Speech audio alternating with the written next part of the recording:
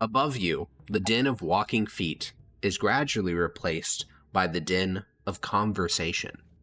The tide of goblinoids in front of you begins to slow, and your tribe ascends the last few steps of the pitch stairs. Blam and Hiss can barely see anything because they're goblins, and so Hiss, you scramble up onto the shoulders of a nearby bugbear. Around all of you is a vast chamber. It forms a great courtyard with finished stone and walls decorated with creator inscriptions and carvings. The gate to the Grand Atrium is nothing like the gates into the Trade Deep. Those were utilitarian passageways. This is a defensible fortress. Murder holes for crossbows, arrows, and blamhammers are scattered around the face of the gate, hundreds of them. The entire gate resembles a screaming face, similar to the imagery on your Dreckhammers, and the sole opening is where the mouth should be. A couple of 100 feet in front of you, the tide of refugees is at a halt. A line of goblinoids of very different stripes have stopped them. Towering bugbears with grafted-on pieces stand beside hobgoblins with rope belts and hook hands who stand beside rows of corpses. This coalition of tribes separates the oncoming tide into smaller groups and sends them along into the clutches of each of the separate tribes. You can see a tall hobgoblin woman with greasy black hair in a knot arguing with a short goblin with a prosthetic nose about where to send a particular group of refugees. The tension kind of hangs until a bugbear with empty eye sockets and a hanging open mouth walks over and ends the dispute. There's a tension here. These three tribes clearly are not fully ingratiated with each other. And as, your tribe kind of moves up here and begins to slow to a halt, refugees kind of move past you. You notice that most of the groups are not being split up. So, 12 groups of 12, groups of 10, familial groups and the like are being sent to one tribe or another. And you guys do have a moment to, if you want to ask questions about the defenses or kind of look around at your surroundings, you do have a moment before your tribe kind of slowly shuffles towards this line of the three defending tribes that are separating out the tides of refugees. Are there any cannons or something? Looking at mostly the gate, because here in the courtyard, this massive, vaulted chamber, there isn't much defenses. They'd probably just retreat to the gate if you attacked. And roll me a perception check. Is one of those bugbears the one with the dragon arm? No perception check needed on that.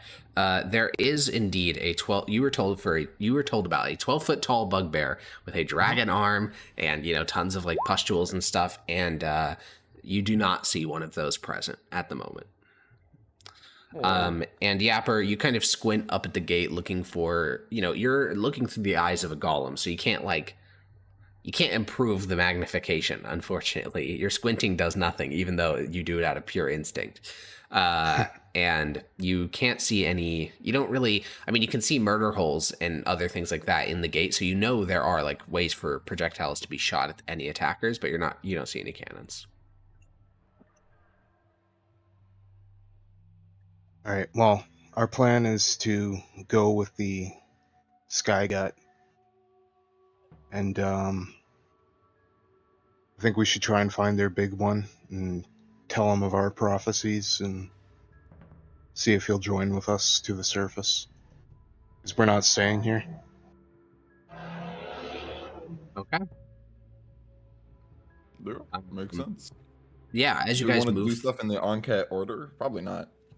I don't like the idea of poking the eye stealers first. Well, eventually we're going to have to. In the vision, they were chasing us. It's true. You guys proceed forward, and once you reach this sort of like, as the refugees in front of you part, you kind of reach this line. Your tribe is definitely one of the bigger groups that this coalition has encountered, and especially with your three golems. So a large bugbear and a hobgoblin with like missing ears. The two of them kind of converse, and then the hobgoblin with missing ears, he also has like these black pupils, and his teeth have been like chiseled to points, and he will point towards the edge of the courtyard, like behind this line of the coalition of tribes, and say, "Go and stand there, if you would." Where's the Skygut representative? Are you asked, is the golem speaking to him? No, I'm just looking around. Where's the It's not guy? as if 'Cause I don't. there's just one guy. There's literally hundreds of Skyguts, Boneweld, and Eye Stealers in this cavern, and it's about a third. Can I do like an insight check to see if I can find the head honcho? You can't. There's clearly no big ones in this room. Well, not big one, but some guy who's like giving out orders or. Sure, roll an insight check.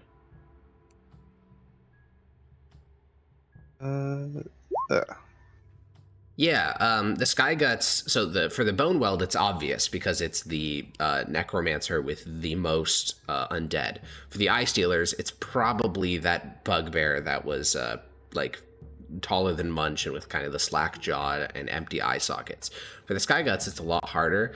What you eventually decide upon is there's this bugbear that has like shaved all of his fur, so he's just this like rippling mass of muscle, who wears this kind of like leather harness and has several axes and like hand axes on his body. He looks like the strongest of the Skyguts present, and he's on the far side of the chamber talking to a group of about 80 or so former members of the Trade Deep. I will approach him. Well, no, to be clear, because you guys are right now standing directly in front of this hobgoblin, and as one of the golems starts to move, he will lift a hand and say, "Hold." I have business with the Skyguts. Do not impede me.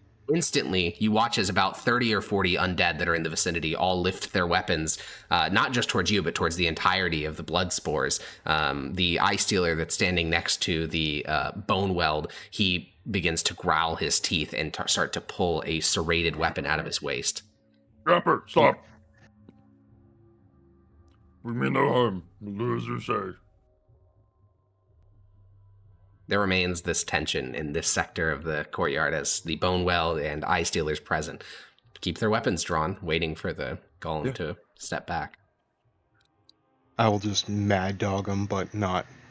Well, unfortunately, the golem's expression is always the same. So Yeah. the structure, the thing just turns to them, and the hobgoblin will say, "Well, excellent. I'm glad that we worked that out," and he'll put away his spellbook, and the undead all immediately calm, and the undead will step back and make some room, and he'll say, "As I said before, please go and stand against that wall." I'll just look at Munch. We'll stand against the wall. Figure out what to do after. Not the place to decide. Come! And I'll like shout to all the blood spores. Yeah, the blood spores will move forward through the gap. It's big enough to accommodate, one golem at a time. Your tribe itself doesn't draw much glances by this coalition of defending tribes, but the golems certainly do. These are spotless red metal golems meant for war.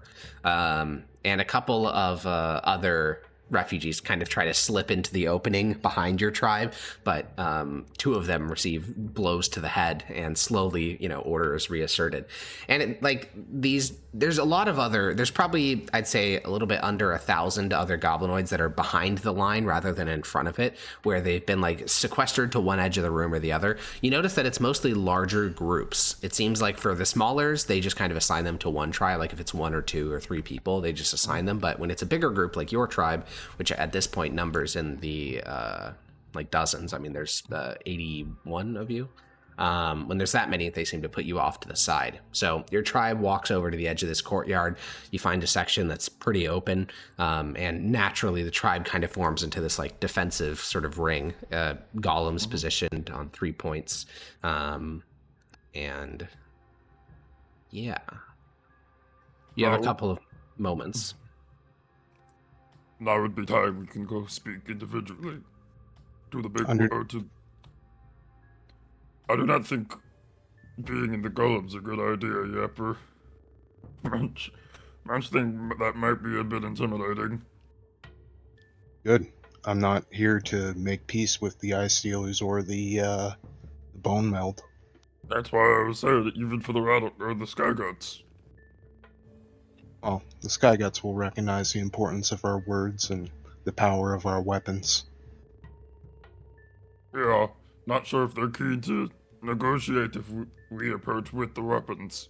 You guys do notice about 200 feet away there is an Eye Stealer, a Sky Gut, and a Bone Weld. The three of them are talking and like gesturing occasionally towards your tribe. Yeah, Munch will just go up to them, I think. Sure. Not too far away. No, they're not far at all. Yeah, the two of you, Mardak and Hiss, are you guys remaining back? I'll go with mine. Okay, cool. And Mardak? You remaining with the tribe? I'll stay with the tribe. Okay. Then Munch, Hiss, and Gollum Yapper, the three of you, walk across the open courtyard towards the three representatives of the tribe. The Sky Gut is a goblin man. He's like walking on these immense stilts made out of like some kind of brownish material that you're not familiar with. He has a spear across his back. He has several daggers at his waist. He has a kind of he has like these smile lines and like these dimples on his face that you've never seen on a goblin before. The Bone Weld is a bugbear with the most empty eyes you've ever seen. They're not literally empty like an eye stealer, but they just have this like deadness to their expression. And he has these black robes that cover the rest of his body, and the tips of his fingers are black and dead.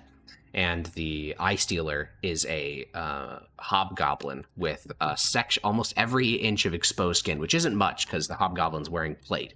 But what exposed skin that there is has like a different texture to normal goblinoid skin. It's either like reptilian or furry or some other type of thing. And as the three of you approach, the Sky Gut will be the first to turn, this little goblin, and he'll give a big smile to the approaching three of you, and he'll glance at the golem and say, "You got someone in there. I heard from someone else that it was talking." Yes. Well, that's incredible. You have a Lord variant. And he looks over at the Bone Weld and kind of pats or like elbows the hobgoblin in the shoulder, and the hobgoblin just kind of looks at him. The bugbear just kind of looks at him. And he says, "Well, we're fetching our big ones. You've three golems, so it's too big of a decision for us to make on our own." We will be joining you, Sky Gut. We have business with your big one. I'm glad to hear that. Sounds great to me, but unfortunately I can't let you do that till we bring in the big ones. Perfect. That's all we needed to know. Big ones, do we have an approximate time and how many spore cycles there'll be until they're here? Spore cycle? It's not... What's a spore cycle? Oh, how long until they'll be here? Not long.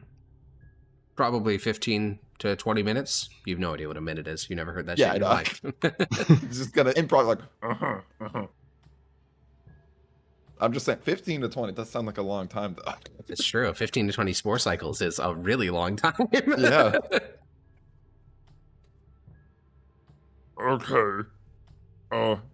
Perfect. We'll speak with them when the time comes. The bugbear with the kind of empty eyes and the black robes will say, "Are you hungry?"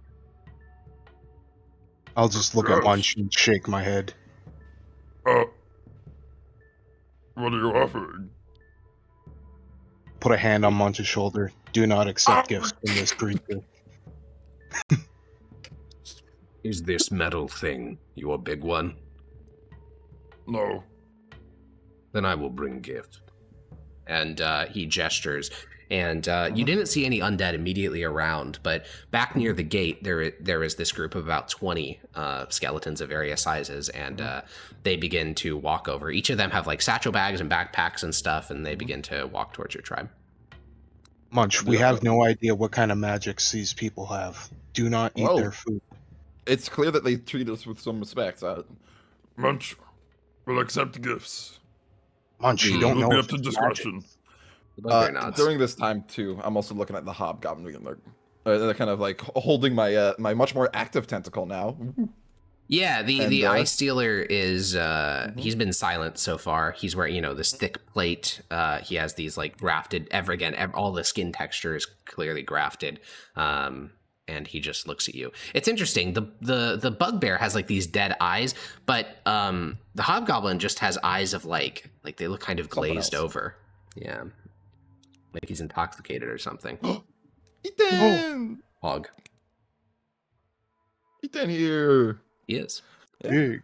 All right, I'm just gonna give like a a glance over it, like up and down of the hobgoblin, give like a nod, like Yes. Good flesh crafting. And with that, the Sky Gut will kind of chuckle a bit and say, "Yeah, well, Porin isn't much of a talker. He lost his tongue; it rotted out of his mouth, so he can't exactly do it. But he's very expressive with those grunts of his. Anyways, as I said, the big ones will be getting to you shortly, and feel free to accept some of Zul's gifts. He hasn't poisoned us yet." And we'll get back to you. Feel free to head on back to your tribe. Thank you. and yeah, I'll accept Zul's gifts. Yeah, and the goblin will walk away on stilts. The three of them go over to, speak with, to go, decide for other groups of tribes. And Zul's undead, each of them has those satchel bags I mentioned. They open it up and produce meat. Meat is actually it's not rare, but it is kind of rare. Like, in the Trade Deep, it wasn't that rare. In the Middle Deeps, it was super rare. You guys, again, you didn't really directly eat goblins. You mostly used it to feed to your fungus, because it's more efficient that way. But now you receive, honks of quaggoth meat. It's not cooked. You do have to cook it yourself. But it is enough food that, it's 30 large quaggoth steaks for your tribe, which is enough to... Everyone gets a bit of it once it's cooked. Oh, that's awesome. Listen, I man, even if it was just like inspected- molten zombie shit, I would have still eaten it. Oh, You don't can even- try don't even inspecting realize it. that if I eat I do think it'd be easier to do outside of your golem for sure. no, I'll just do it in the golem. Okay, disadvantage roll investigation check. Could I do nature because Sure. of Yeah, you can do poison? nature. Yeah. Just looking at the meat in general, what quaggoth meat is supposed to look like. You've seen it in the Trade Deep. This looks healthy enough. It makes sense that even though the Bone Weld are a tribe of, booyog necromancers, they still have to eat food. And clearly this was just the guy who had the food. It looks like healthy enough quaggoth meat. A lot of No marbling. funny oozes in it. No funny oozes in it. Munch can eat first if Yapper concerned. Wait, Vrash has already eaten an entire steak. The bugbears are feasting. They're not even waiting to thought, cook it. Okay, Yeah, they're yeah, not then even Munch is waiting on to it, cook it. They're absolutely. just eating it immediately. I didn't know we made it back to the tribe yet. So I was. Oh, yeah. You guys are walking back to the tribe and you watch and just see Vrash inhale an entire steak. Yeah. All right. Munch join. Yeah. Mardak and Hiss, what do you guys do with your portion of the gifted quaggoth steaks? Fuck it, I'll eat it just to piss Yapper off. Are you cooking it first or are you eating it raw? Can my metabolism handle it raw? Oh, 100%. You got Then, yeah. Unket's teeth. You could eat literal putrid flesh and be fine. Yeah, I'll join Bugbear Max in. Okay, you join the bugbear cuddle puddle. You all right, Uncat worshiper? And what about you, Mardak? How do you enjoy your quaggoth steak? I'm disciplining these bugbears. I'll just leave it. I'm not interested in it right now. I'm Okay. paying more attention to what's going on around us. You have your arms crossed. You're looking out at the courtyard. I think Rathaclick is standing beside you. Obviously, Yapper's golem is looking out with worry. And I think Rathaclick will glance at you, Mardak, and he'll say, "Do you notice how many booyogs they have?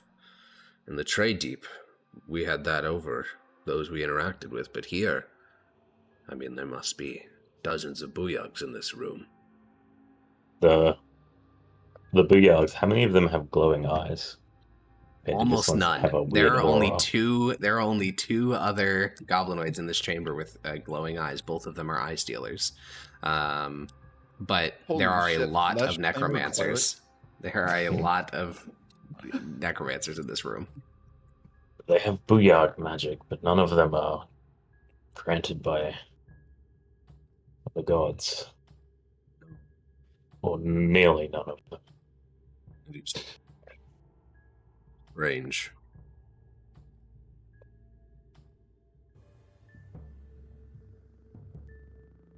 And in that silence, as the tribe feasts, exiting, like the gate, again, the mouth of this door looks like a screaming face. This massive gate looks like a screaming face, and the mouth is the only opening in and out. This constant tide of refugees have been going in, and also some of the defenders go in to guide them to their new tribe while new guards come out. While there's only a couple hundred in this courtyard, there's clearly upwards of 1,000 of this coalition defending the gate itself. And walking through that gate, you see a towering bugbear. They wear red metal plate that is kind of like strapped over. Like clearly it was meant for a bugbear of much smaller size, but they've kind of just strapped it over their body, their flesh kind of spilling around the edges of it. They're massive, 12 feet tall. They have an arm that's like a dragon's head, a type of red dragon. And again, no one in your tribe has seen a dragon before. You just vaguely know what they're supposed to look like. So you just see this massive reptilian mouth with eyes that are still moving and like looking around the area on their arm. The other arm carries a massive greatsword. And this behemoth of a creature, this like abomination of flesh, seems to look around the courtyard and then start to walk towards you. You honestly, like, you can't even tell what it was originally. Only by like the kind of bone shape of this creature can you tell that it was a bugbear. But its skin is like gray and like rotted all over. The smell gets to your tribe long before the voice of this creature does. This looks like maybe not a big one of an entire tribe, but at least a very important member of the Eye Stealers. Was this the bugbear that I saw in the vision that was chasing us? No. No? No, this one's much bigger. Okay. The one that chased you had kind of like grayish fur, ran on all fours, even though it was definitely a bugbear, and had like no armor to speak of. Okay. Holy shit, Munch is just thinking, this guy's so cool. Yeah, and this massive bugbear will approach until they finally speak. They're like basically Mardak, like the entire, all of you, Blam, Hiss, Mardak, Munch, you know, you're all here, Wrathclick as well. And the bugbear speaks. I am Ziglat, big one of the Eye Stealers. Munch is Munch. Big one of the blood spurs. I'll bap him on the head. You get a little goblin hand baps you on the head. Yeah. The bugbear just kind of looks at each of you and then kind of traces the line of your appendage along your back. Where did you learn the fleshcraft? From child, Munch was taught by a mentor named Gorp. The bugbear's eyes narrow. Where is Gorp? Munch ate Gorp.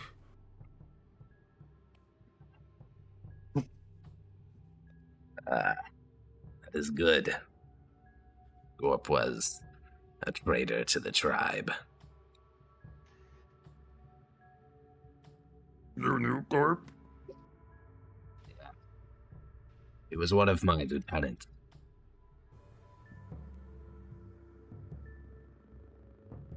Oh. The eyes of the bugbear look towards Blam and Mardak and the other big ones, and then finally kind of rest on the golem. It's actually funny because this bugbear is almost twice the height of the golem, just not nearly as wide. And, you know, this bugbear has been speaking long enough. You start to realize that it's a woman, which was really hard to tell because so much of the body is like armored or flesh grafted that very little of the original flesh remains. But there are, you know, there's a slight kind of there's just like sort of the tonal quality of the voice. There's also just the general like movement of the arms. It's subtle things, and realistically probably only Munch recognizes because he's also a bugbear. Other goblinoids think that bugbear women and men look similar, but you know that there are slight differences.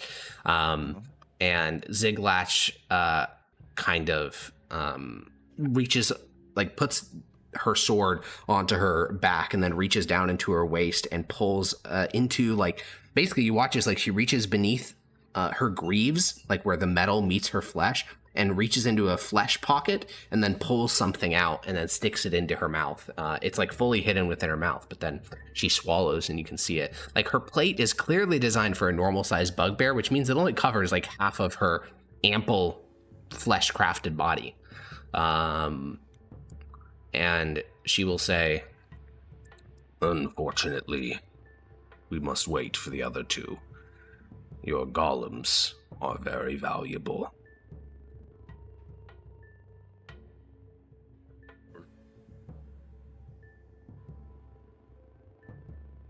And you don't have to wait long.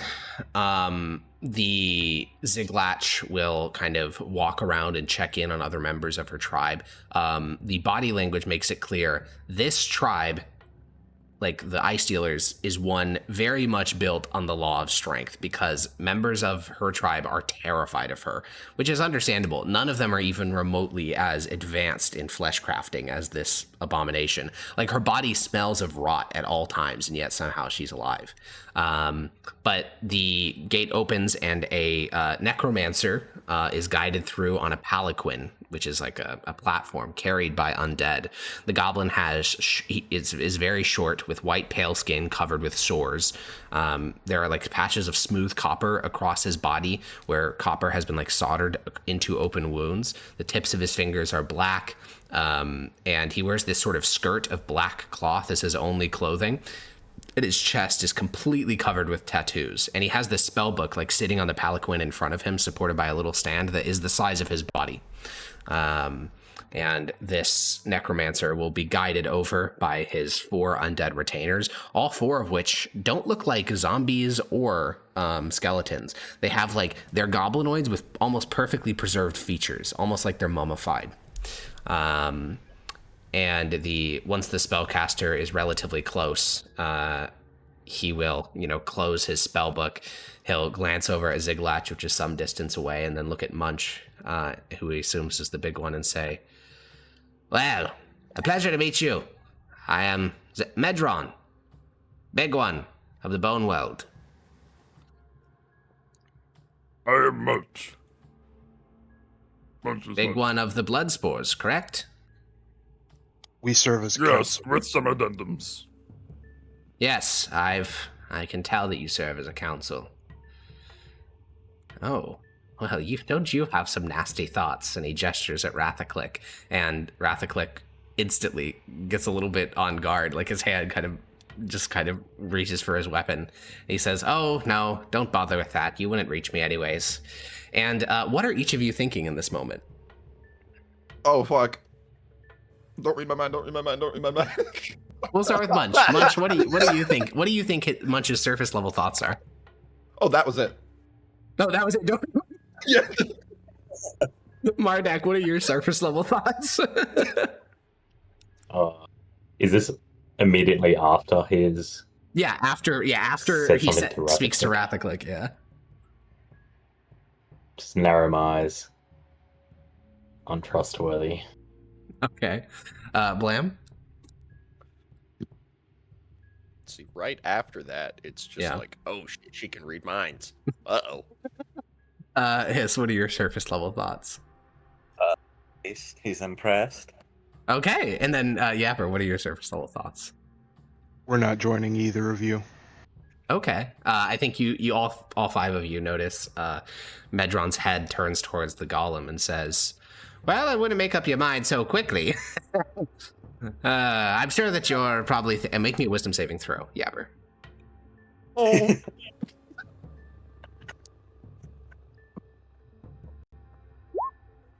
I said, "I'm sure that you're probably thinking about joining the Sky Guts. Everyone likes them, their good reputation, their hardened figures. But I think that you can all be a bit more discerning than letting a pretty face turn your attentions. Yapper, like, knows that he's on a divine path. Would that influence this wisdom at all?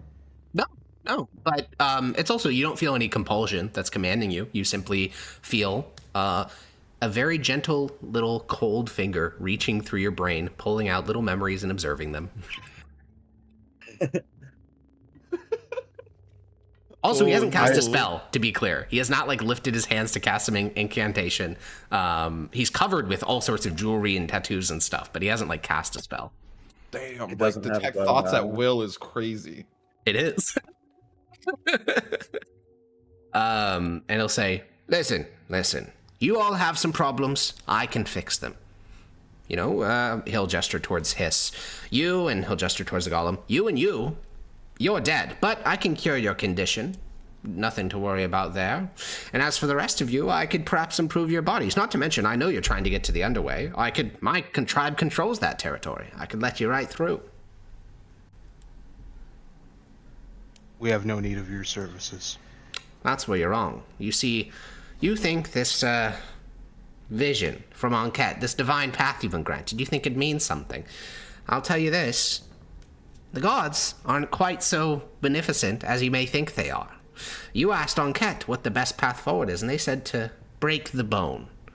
Well, maybe Enquête just wants to keep things interesting. After all, in this hold, in the Grand Atrium, my tribe is currently ascendant. I think you should have asked Dominus. Just saying. He's the one centered on strategy. And if you're looking for the path that leads your tribe to the least suffering and death, well, I don't expect anything from you. I would just require your golems, and then you'd be able to go along your way. Words fall on deaf ears. Yes, yours are deaf, but as you said, this is a council, and based on your memories, I can tell you've been overruled many times. Holy. And I'll laugh Look, out you loud have at no that. aura. as he like begins to continue his spiel, and Ziglatch walks over, and he kind of trails off and looks over and says, well, I suppose we should wait for Ukla, shouldn't we? And Ziglatch will just look at him and then nod. And the two I'm of gonna them... ask yeah. Necromancer, what do you mean I'm dead currently? Have you not figured it out yet? You can read my thoughts, can't you? Oh, I could if you let me probe deeper. I only looked at the surface. Yes, just trust in the fungus. Yeah, you feel something begin to probe into your thoughts, Hiss. Do you just choose to fail?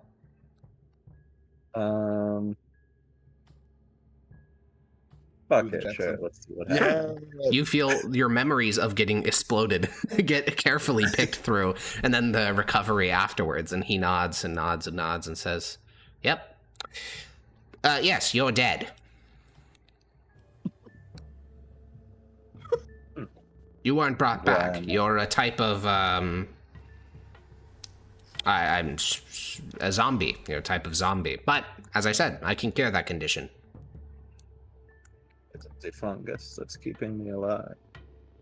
Yes. You have a type of what your tribe calls crimson fungus. It is a type of gift from the gods. There are other such fungi in the upper deeps. We have some in the Grand Atrium. They are have resurrective properties if it consumed in proper amounts, and you're certainly a consumer of it. No, we picked the right ones to gods to worship.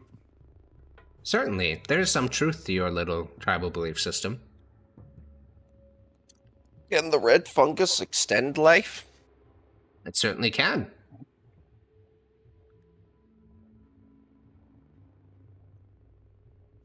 Old man Blam is thinking No. about getting.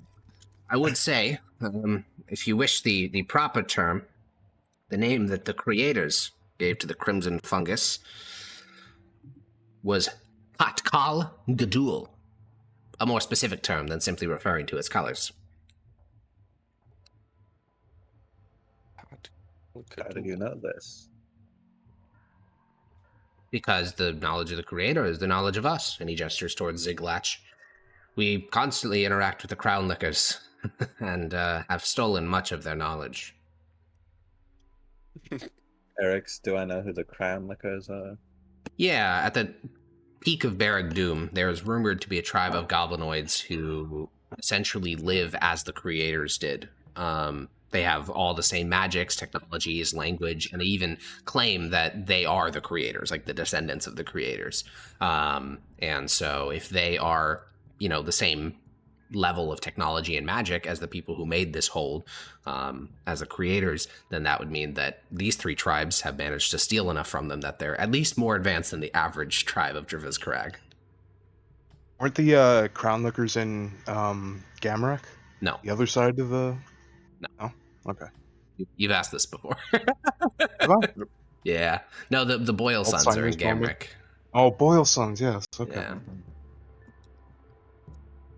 Yeah. And you guys hadn't noticed, but there had been someone walking across the courtyard.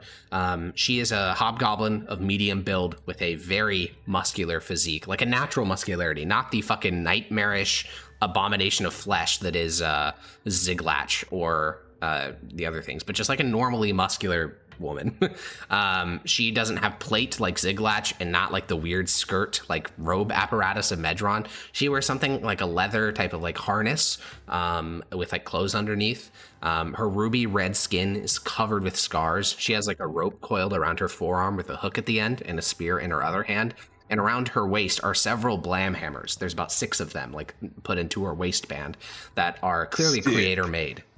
And she kind of raps her spear against the ground, interrupting Medron as he's talking about the crown lickers, and she'll say, "I hope you didn't start without me." And Medron will glance over and roll his eyes, and Ziglatch will say, "Well, we should make the offers and let them decide." Medron will There is nod no and need. We will be joining you. And he'll point to the hobgoblin. Don't Munch, listen I to him. insist on this. Don't worry about him, Ukla and Ziglatch. He can't make the We decision. are on They're a a council. divine path. I insist on this. Be the council. The other 2 big ones will look at, I guess, the lot of you, and Ziglatch will say, "A council?" Of sorts. Which believes we should hear the rights of all of them. Munch, we are on a divine path. This is nothing but a distraction. Yeah, but No gesture to Ziglatch. Yeah, a towering monster of I flesh. I will kneel down. Put my hand on Munch's shoulder. Munch, You don't need to kneel down. Munch is as tall as the column. If anything, I'm taller than him. Yeah. Munch. I mean it. I cannot accept any discourse on this. This is a trap. This is worse Like we'll than say, a trade deed. You need not accept anything. It is not your decision to make. I will push Rathaclick. Yeah, I'm he not will. accepting discussion on this. Yeah, he'll take out his spear and kind of brace and say, "You're not the big one." Do I need to be for this? You do. The 3 other leaders of these tribes do not seem amused by this little power struggle happening in front of them, but Rathaclick will just kind of stare into the armor slit of the golem. Are you challenging me, Rathaclick? There's nothing to challenge because you are not a big one. You're just a little pathetic goblin inside of a golem that's actually powerful. I punch him. Okay. Make an attack with the golem, which is going to be a plus 10.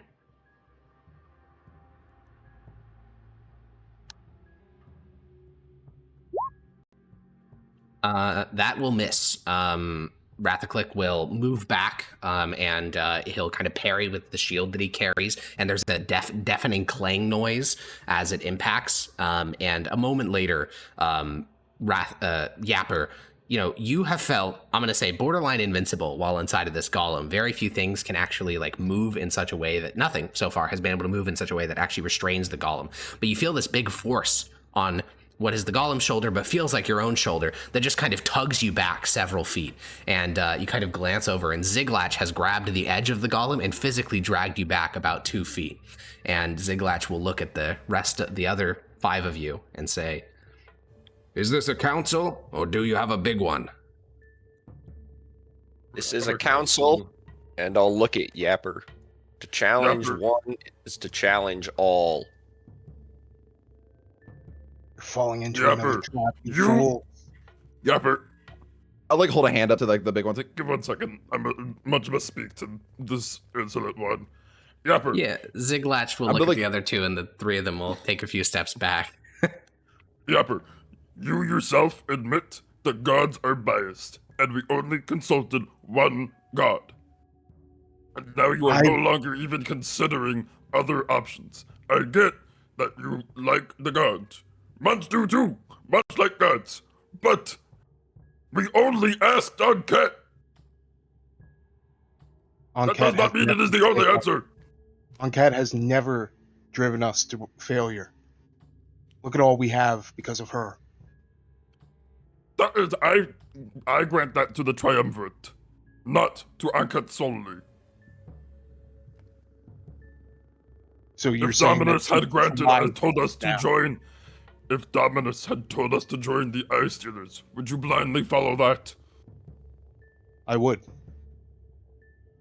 There would be some plan that he had. Did I get the wrong message from your play? Am I crazy? Is Much crazy? Did Much get the wrong message from play? If Dominus said to join them, then there would be some plan for us to be on our divine path. I would still be on that divine path, and I would follow his guidance. What if Ankat and Dominus told you to do different things? Which would you do?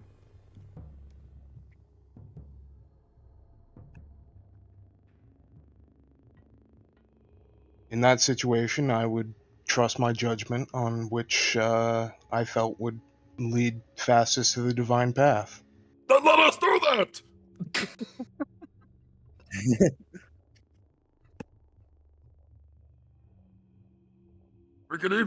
I'll even do this.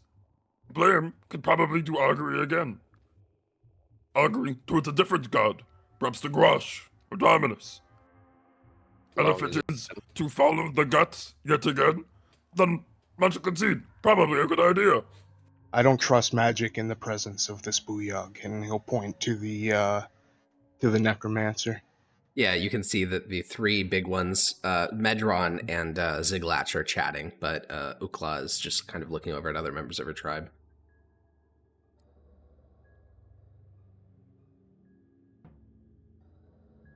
Munch, please trust me on this. Trust the gods. Rathaclick has put away I his trust- spear, and he says, "It's not about trust. You've now lifted a weapon against a member of the council. Your ego is And dragging I'll us do all it down. again, you pig-headed fool. Then I will make sure that a spear finds its way into your throat, and those other 2 golems break you into nothing." Munch You don't trust the trust gods. goblin. Golems. Munch trust the gods, Yapper. Munch trust them together. Not on their own.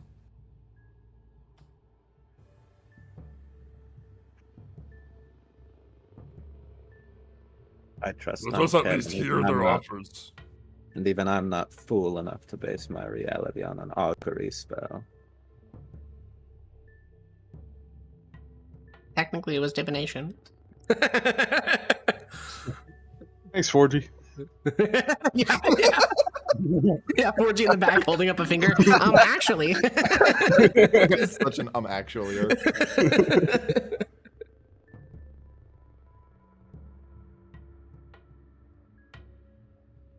Munch believe we should hear their offers. You're hearing the offer of another Rattlegut. What? No, Ukla. Oh, Rattlegut? No, Rattlegut. What? There are no Rattleguts. There's Skygut, Bonewell, and Eye Stealer.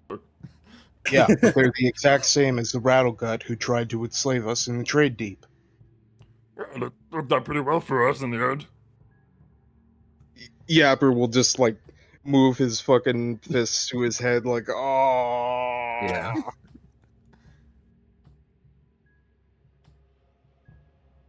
Yapper, let us just hear what they have to offer. Look at my big one. I'm going to the grave, bro. According to the necromancer, you're already in the grave. This is true. He's lying. Shushes him. Don't mention that. All right. Munch will clap and like join the other members of the council. Yes, Do well, the four of you wish to hear the offers of the big ones here? Rathic will shrug. He doesn't actually Yes. really care about that. He just mostly got annoyed that Yapper is acting like Big One. He doesn't actually care about the offers here. He's gonna pick Sky Guts. Catch more flies with honey, Yapper.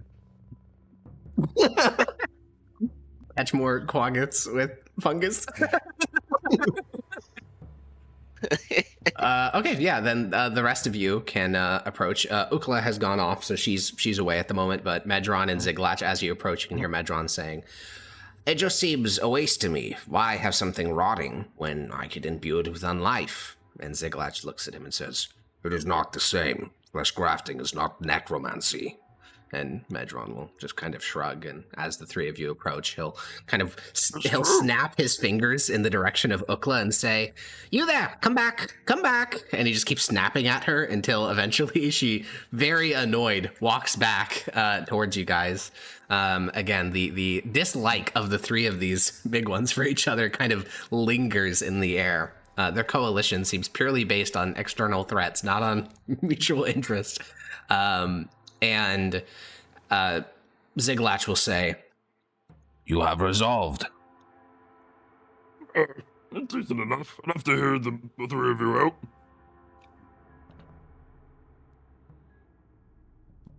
I offer you a path to paradise.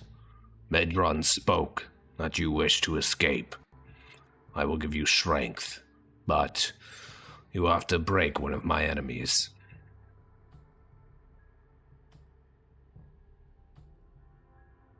What is your enemy? An enemy tribe.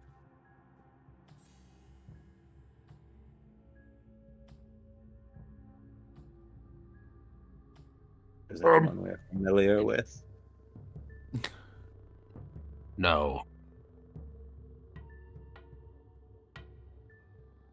Is there a reason why you eye stealers may not be able to, and that you leave this task to us bloodspores?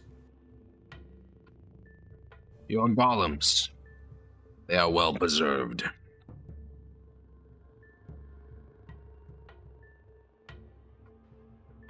Alright.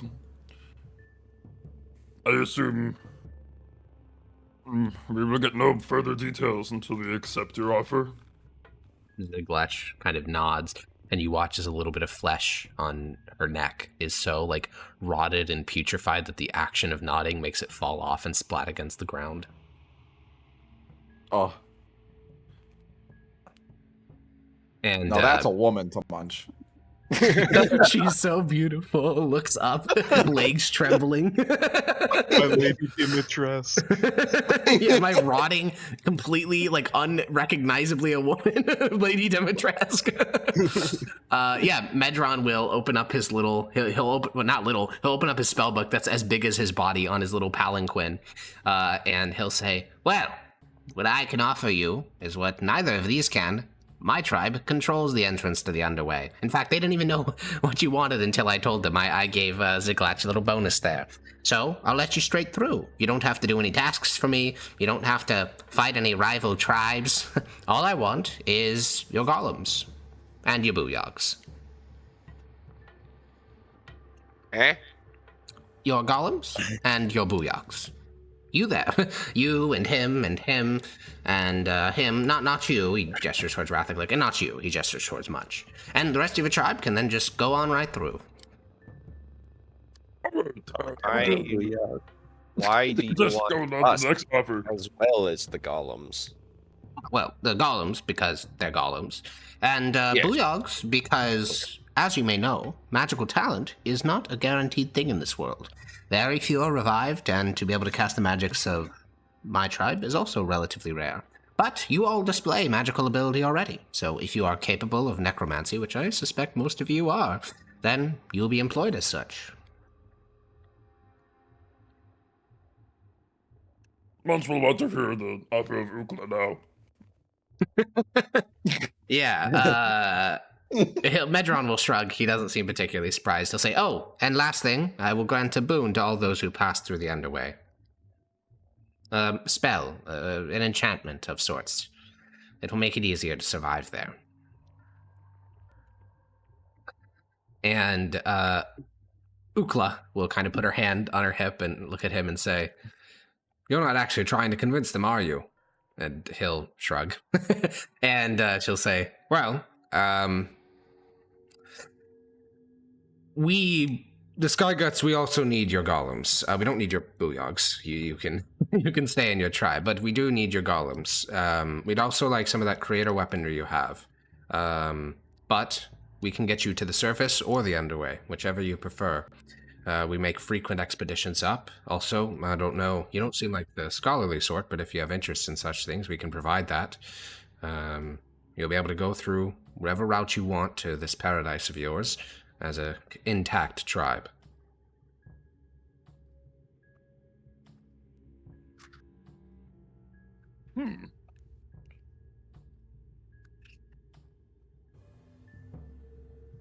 Alright, council meeting.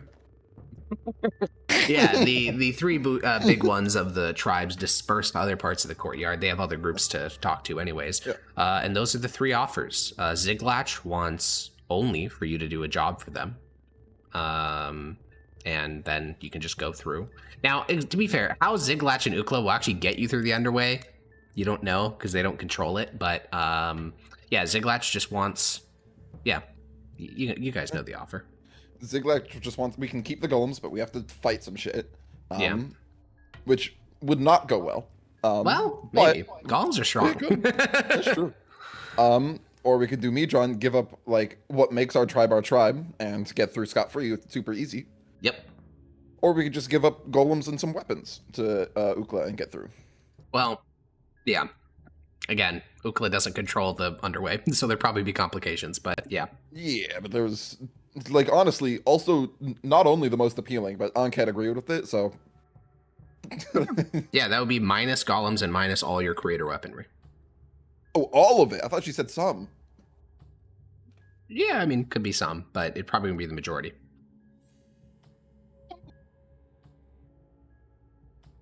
What's more important to us, the weapons or the tribe?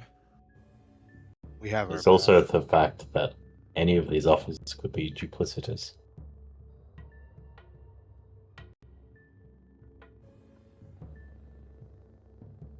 Poke the eye, break the bone, join the gut. What is, so it was... Yeah. Poke the eye, break the bone, join the gut. Wait. Munch wonder. No, Munch brain hurt that too much thinking. Too much thinking. What was the... What were... Who... Fuck. What were the Sky Guts offering? Just our golems, our weapons, and then we can get through. To either path. To paradise. Helpful. Not very helpful at all. But also Anket kind of liked it, so... Okay. Here is kind of what Munch... Here's what I'm thinking. I don't know if Munch would, but poke the eye and break the bone. The Eye Stealers or Ziglech did not want to, let us know who we're crushing. But what if it was like the bone? What if Ziglech really wants to kill all the bone world, the necromancers? This is out of character. Yeah. Like, Yapper would be thinking, fuck you, Bone Boy, get out of my head, fuck you, Bone Boy, get out of my head, but,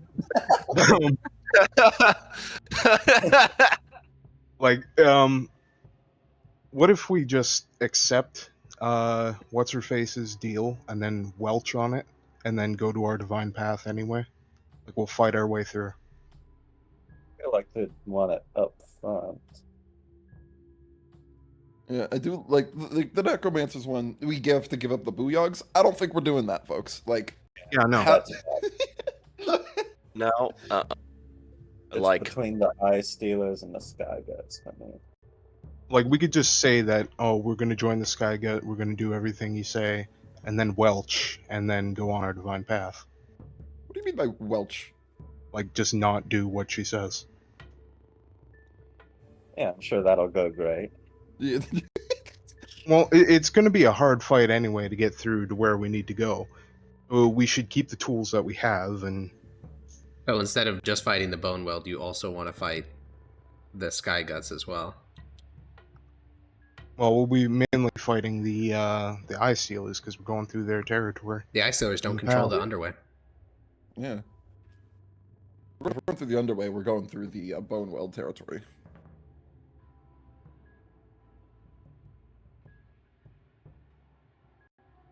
This is probably something that I'll have to look at in character, where the map is and where we actually have to go. Sure. It was Unfortunately, the your map Underway, doesn't right? include tribal territories on it, but No, but like it'll have general geographic yeah. areas. You know where the where that Underway happens. entrance is. You know where it is in the Grand Atrium. It's very close to the gate entrance, which means that the immediate area around the gate must be controlled by the Bone Weld. And that path follows the go up, go down, go around, and then up, and then paradise, right? You know, that's a really complicated question to answer. I'm gonna leave that up to you. You guys have Okay, done I'll some look at it bizarre in directions. character. Like we got the prophecy when we were in the trade deep, right? So we go up along the pitch stairs, and then we go down some path. We go around, we go up, and then paradise. Sure. Then yeah, that sounds like it matches. Then Okay. Yeah. Okay. Tell me if I'm wrong, but there is a golem controlled by the master tablet that we have, in the underway, right? no, it's in the Mithril Mine, southwest of the bottom left of the Grand Atrium. Oh, damn.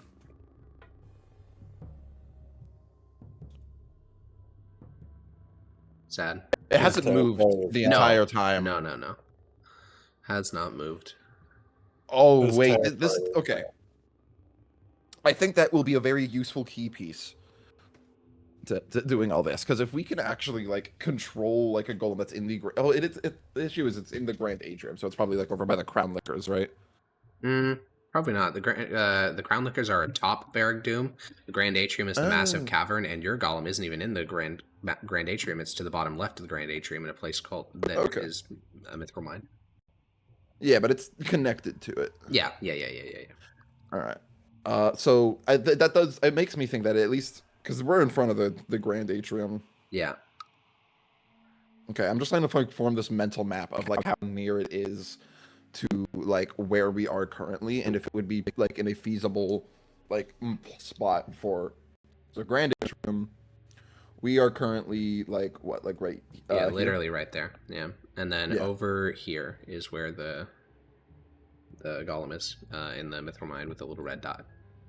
Okay, and we were trying to go through here. Yeah. Why are we not just going out here? Like that seems very Wait. awesome. You could go to No, the that- surface if you wanted. that's the golem land of horribleness, and right? Correct, it is that. And to get that golem, we're gonna need golems because it's in a pit, and we're gonna have to like try and figure out how to pull it up. I just think that wait, go back to that map. Go back to that map. Go back to that map. I'll go back. Go I'll go back back. to the- I'm going back to the Bring us map. back Go to back the to the map. So this is the thing that we have been talking about, and the one that is controlled by the Bone Weld, right? Yep. Down. I wonder which of the clans like controls like this region over here.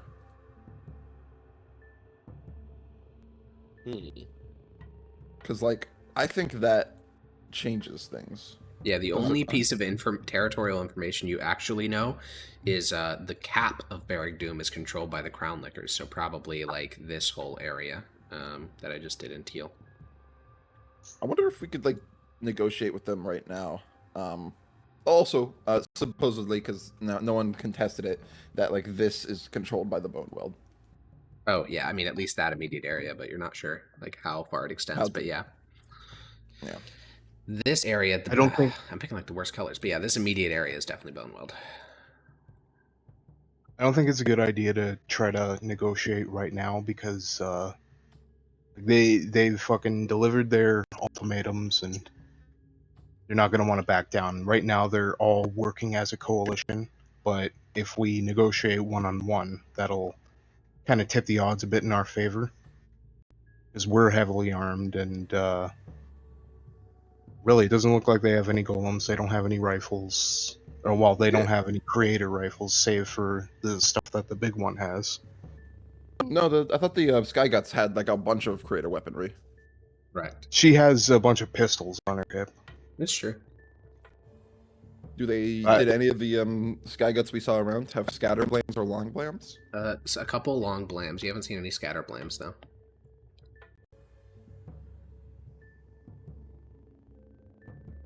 Either way, I think the first step is to join, quote unquote, with the Sky Guts. It would certainly buy us more time to get into the Grand Atrium and investigate. It's true. I do think like we can absolutely like this. If not, the Master Tablet was given to us for this purpose of the Golem. Like, okay. I also am saying this like very metagamey, and who knows if we ever even supposed to get this, but like that Golem can be so useful. It hasn't moved. We can move it. If we can offer them that Golem or something. Yeah. Though that also depends on like if the Mithril Mine's even like accessible. For all we know, it could be like absolutely flooded with magma. Well, I'm not opposed to the idea of just joining the Sky Guts for now. But on the condition that once we are given our get granted to Paradise, we can hand over the weapons and golems.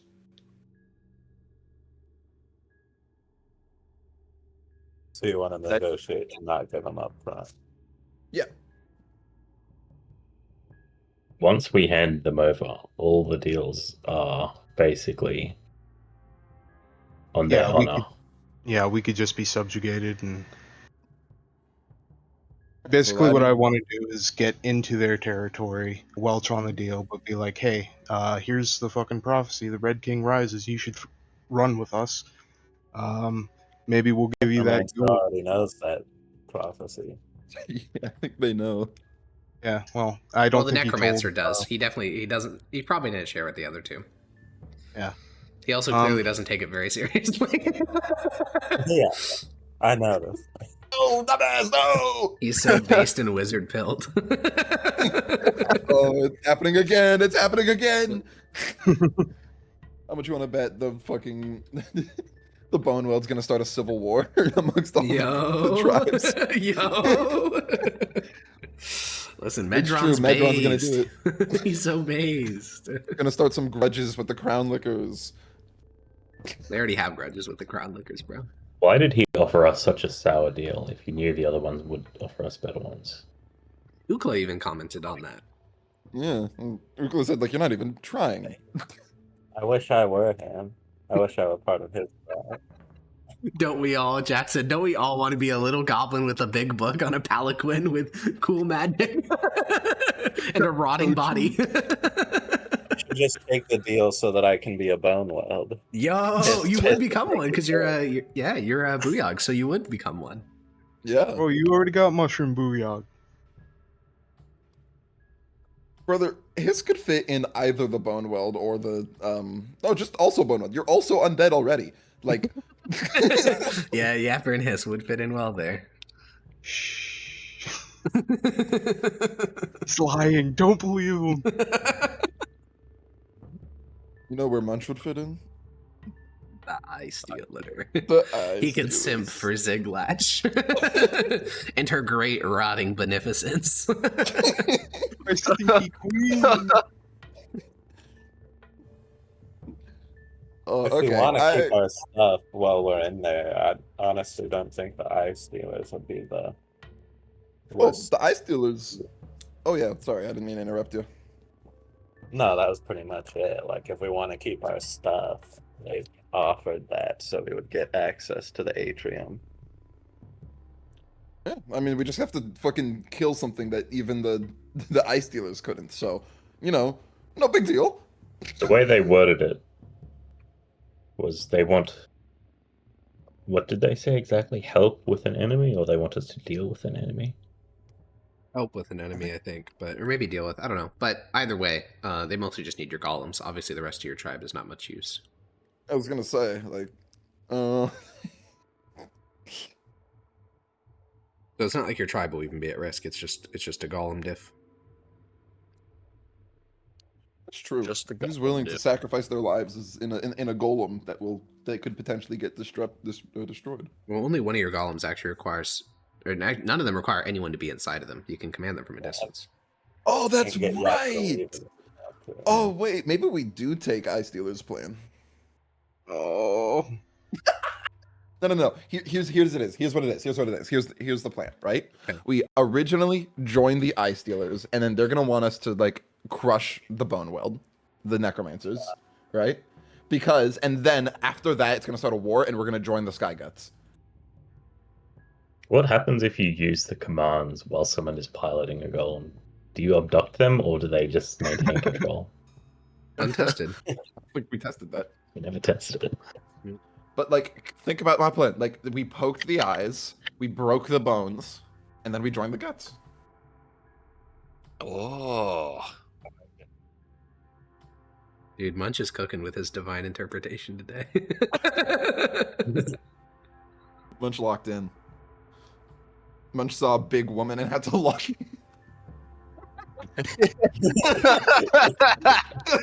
Men will see 12 feet of rotting flesh and say, why?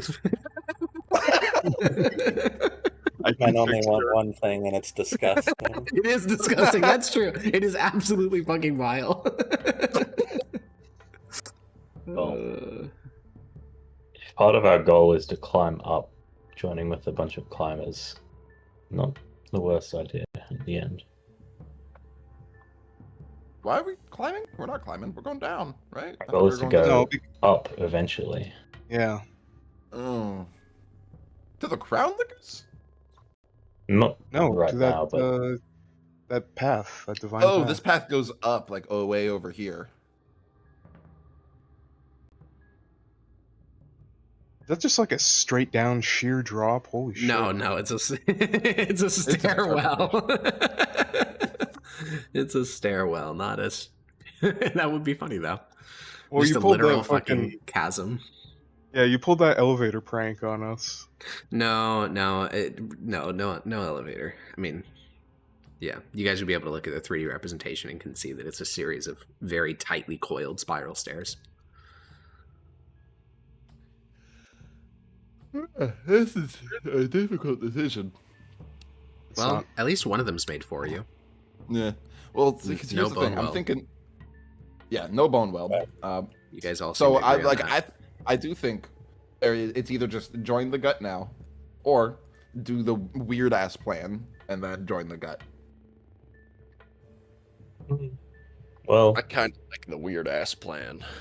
we're also taking this for granted that it's all these groups. You know, on Ket, you never know. Maybe this path could be the gut. You know. That's true. Like, genuinely, if this whole place was if it was that would be really funny if it was not referring to these tribes at all and was instead just referring to Bayag.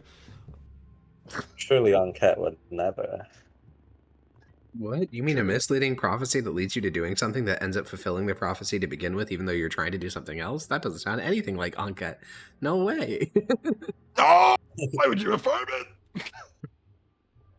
Well, if we were to look at it like that, then the gut would be the I mean, the eye seal is most represent. Okay, hold on. I gotta look at The my. gut could be anything. Okay, so I'll be it's right hard back. to- No. What was my dream? What was my dream? Okay, so the mountain itself was made of bone. And those. Yo, wait, holy shit! I'm just gonna bring this up. Remember when in Pitcher Munch had bad dream? Yes. Yeah, Munch saw Bayek and the mountains were made of bone, and they were broken open. What if Uncat meant break the bone, as in break the mountain?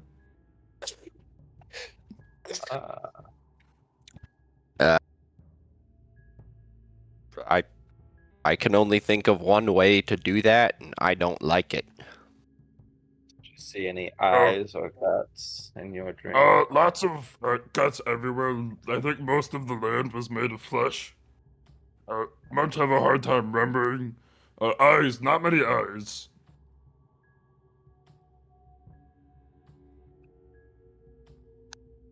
Is there any like weak spots in the mountain or in that tunnel that we believe that we have to go to that we could break open? Alex isn't here right now. Oh. I thought because you were in character we were recording. I have no idea. Are we recording? Maybe we're still recording. I figure we're recording still. Go to soup. Chowder, Mellowball. Chat, am I live? Wait, what? No, don't address the viewers. Don't break the fourth wall. We broke it so much. No, You don't even no. realize. Okay, I'm editing it all out. I'm editing it No, all I out. roleplayed. Oh no. Okay, I roleplayed. okay, fine. So where are we at on our planning?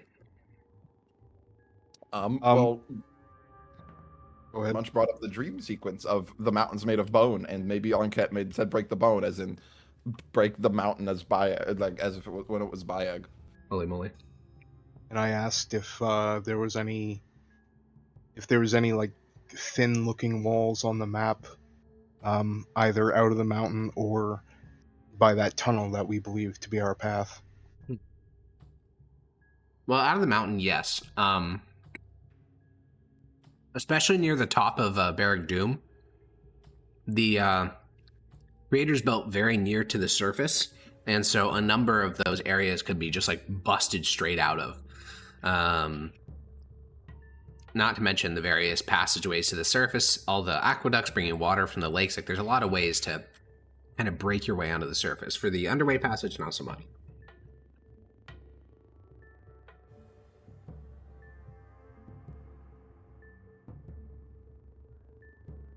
Whoa, I just had a cursed thought. What if the Crown Lickers are actually dwarves and they're the ones who are trying to wake up the Red King? Whoa, Crown Lickers licking the fucking Red King's crown! Oh shit! Media literacy badge. Chat. The motifs. That's the weirdest Cub Scout badge ever. The media literacy badge. Yeah, we watched Citizen Kane as a club and all decided that it actually has nothing to do with Rosebud. That's sensationalism in media.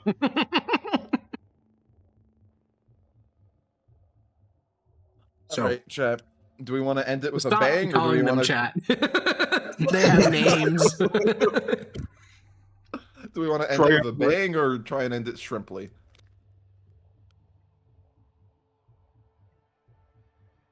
Oh, you know my vote. Join the Sky Gut. If you want to end that's it the really shrimply. shrimply, you could go to the Bone Well. Oh yeah, no, I don't like that one. Media literacy badge tells me that's bad. You don't know. But he's so They friendly. gave us such a bad offer. He has so There much has to be aura. something else there. Yeah, he's such an aura I'll farmer. say it. I'll say it. The Sky Guts have no aura. She's like way worse. Than They're the just kind others. of nice. They're just kind of like good, normal people. It's so fucking cringe, dude. That's true. For a second, I consider that an honest argument. I will say, for in the Trade Deep and the lower deeps and middle deeps, I guess throughout the rest of Javiskarag, aura is a very big part of leading a tribe, and the Sky Guts do not have that terrifying aura. I'm gonna be so real. Ukla does not fit the vibe of a big one. Just doesn't get it, you know.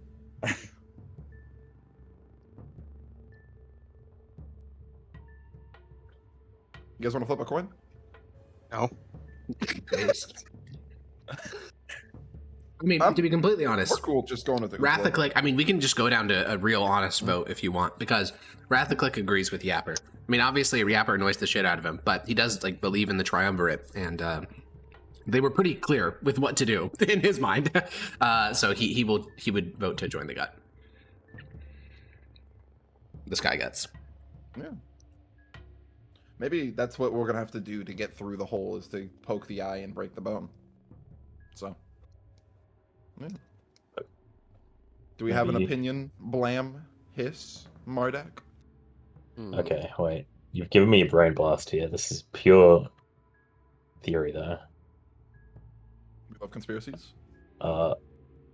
So we know the Fleshclaimers don't like the Burn World. Or the Eye Stealers don't like the Burn World. I got that vibe from them. What if poking the eye provokes them to go and break the bone and open our path? Brother, I said that 10 minutes ago. Yeah, I know, but I'm catching up. I'm a little bit tired. But you get the Listen, idea, right? no, dude. There's jet lag. Okay, he lives in Australia. Yeah, bro's on Australian time. He has Oh, 10-minute 3 hours ping. behind. Yeah. I was Like thinking that.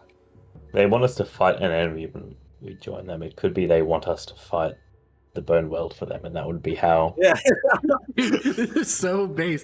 I mean, you're not wrong, by the way. You're just reconstructing Xander's entire thought process from like your own axioms. It's so funny. That means it must be right. I mean, that is an argument for sure.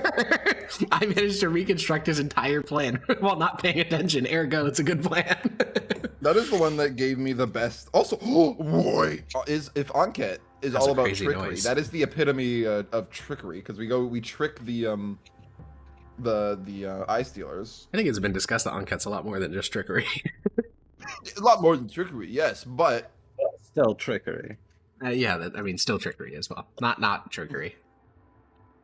Okay, I What think else it's does worth poke talking the about eye? this in character. You know, you guys have been chatting about this for probably 10-15 minutes.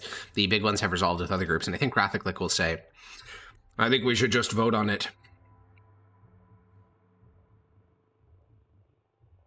I'm in favor of we the have simple discussed approach. we have discussed the poke the eye weird approach. Yeah. Yeah. Okay, cool. So Rathaclick knows about the idea. He still prefers the simple one. So I think he'll just say, I will, spin my spear around, and whoever it points at should vote. I suppose we shall see. And he'll, be moving it. It'll start with Yapper, end with Munch. Yapper, what do you vote? Join the gut. So join the Sky Guts. Blam.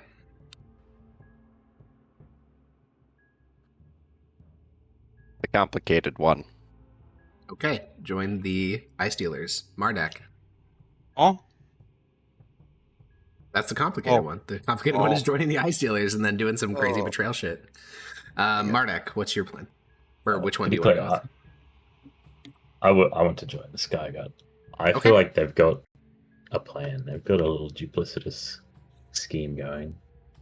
Hiss, But they're not which saying plan do it. you vote for? I steal it. Okay, 2-2 right now. Munch? Oh fuck. 2-3. If we tie, Yes, big one. Munch roll.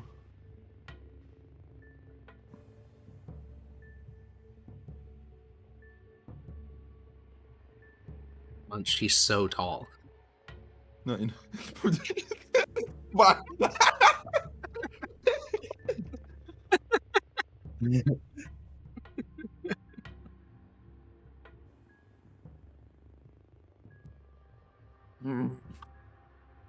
Climb the flame with dry boots. half of the falling stone, or the crowd of vinegar, forge nothing from everything. That doesn't help. Munch, remember We'll what say- happened with Rattlegut? You have to vote. Just pick one. Munch. Munch will join the gut. I Thank also you. vote Skygut. We don't hear any voted. I was going to go at the end after we. Anyways, yeah,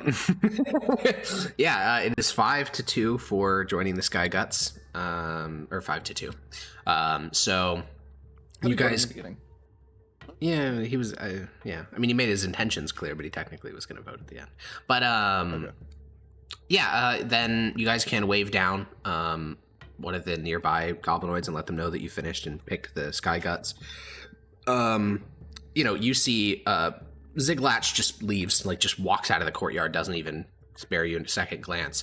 Ukla starts to slowly make her way over, but Medron has his palanquin carried over, and he'll look at the 6 of you, and then he'll say, well, you know, somehow that's how things turn out. What can you do? But since you'll be around the Grand Atrium for longer than you think, a little gift for you. And he'll reach into a bag at his side, and his arm reaches way deeper than the bag actually is. Like, the bag is maybe 2-3 inches in depth, but he reaches his entire arm in, and he pulls out 2 items. He pulls out a potion and an amulet, and he tosses both of them at Hiss. Yeah, and then he walks away. Or doesn't walk away, his palanquin is carried away by his undead servants. That's crazy. The amulet is a little thing of silk. The what? So much aura. Yeah, the amulet is a little silver thing with a like a sigil carved into the center with a sapphire seated in the middle of it. It's a very high craftsmanship quality, and the potion has a kind of blackish reddish liquid. I recognize either of them. Roll me a raw Arcana check. This is DC 25 for the necklace, but for the potion, that's much lower. The potion is definitely some type of magical effect related to death. Now, obviously, that's not super helpful, but it does narrow it down. It's like, it's not going to make you stronger. It's not going to, you know, whatever. It's related to death in some way. I'm gonna kill you immediately. And I have no idea what the necklace. No. I mean, other than the fact that it is a necklace, but in terms of magical properties, no, you have no idea. But if I were to put it on, I would know. No. You can put it on if you want. Put it on anyway. Sure. I'm gonna put it on. Anyway. You put it on, you feel much the same, but you kind of wait to feel something, and then you hear a voice in your head. Oh, well, you put that on quicker than I thought you would. And you can see Medron is still being like carried out of the courtyard. His mouth isn't moving, he's not laughing, but you can still hear his voice in your head. If I like think a thought, can he hear it? What do you think? Can you hear me? Yes. Ooh, fascinating. It's a type of telepathic bond. I'm stinky. Well,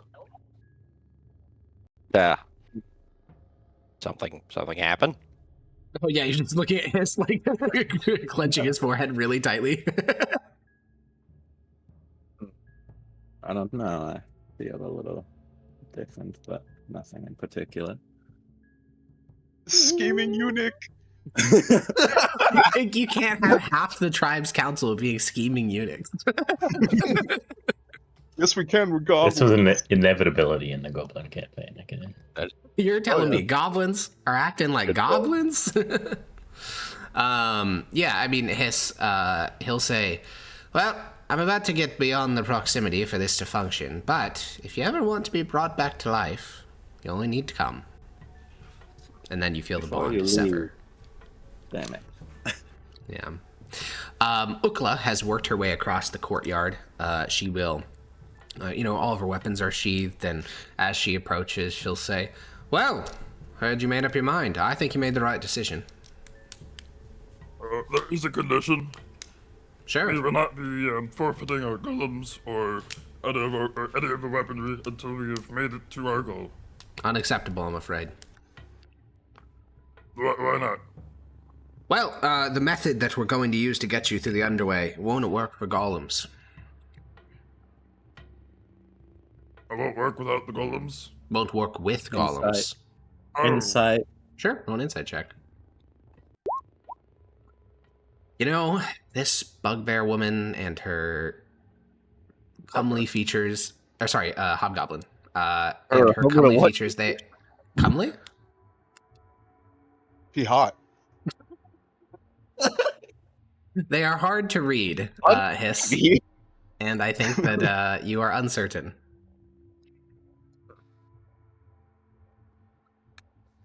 And so yeah, she will. That's the way we're going to be doing. Well, we shouldn't talk about it here, but once we're in my territory, we can discuss it. Now, I'm sure that you're not exactly pleased with the deal, but trust me, it's better than the alternatives. Go with them. All right. She'll nod and begin to walk towards the gate. Do I recognize any faces here? You said that there was a bunch of faces in my vision that were around us at that end tunnel. Do I know anybody here? Like in the courtyard? Yeah, in the courtyard. And are there any like sky guts? Any sky guts? Yeah, I mean, there's lots of sky guts. But No, but any sky guts that I recognize. No. Most of the folks that you recognize in this courtyard are actually the refugees, because there's plenty of hook rats. There's plenty of other refugees from the Trade Deep, and it's not. Most of these you don't even like know the names of. It's just like people that you met in the Trade Deep or while you were in the Middle Deeps. Like, oh, I reckon like that person sold us a quaggoth. Oh, that guy like scammed us for money in the open market. That's a former ragman. Like just things like that. Not like, oh, I'm close friends with this person. What I'm looking for is people that I recognize from the vision. Like you said that. Yeah. Roll me. So specifically the one where you're fleeing the dog-headed quaggoths. Yes. Yeah. There is someone that you recognize from that vision. It's a eye stealer though. It's not a sky gut.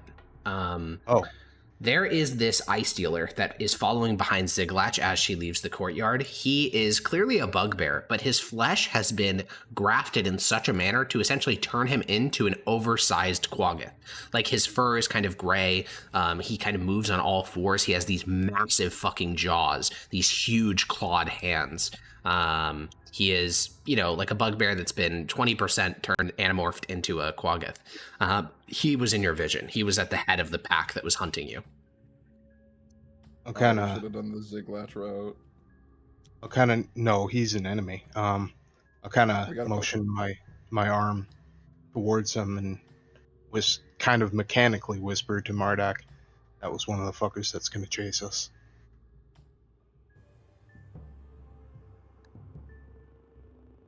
Makes sense. I guess we're moving on with what's-her-face. Yeah, Ukla will... Can we take 5? Yeah, we can take 5.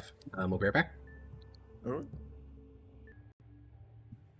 The blood spores move forward. Golems clank.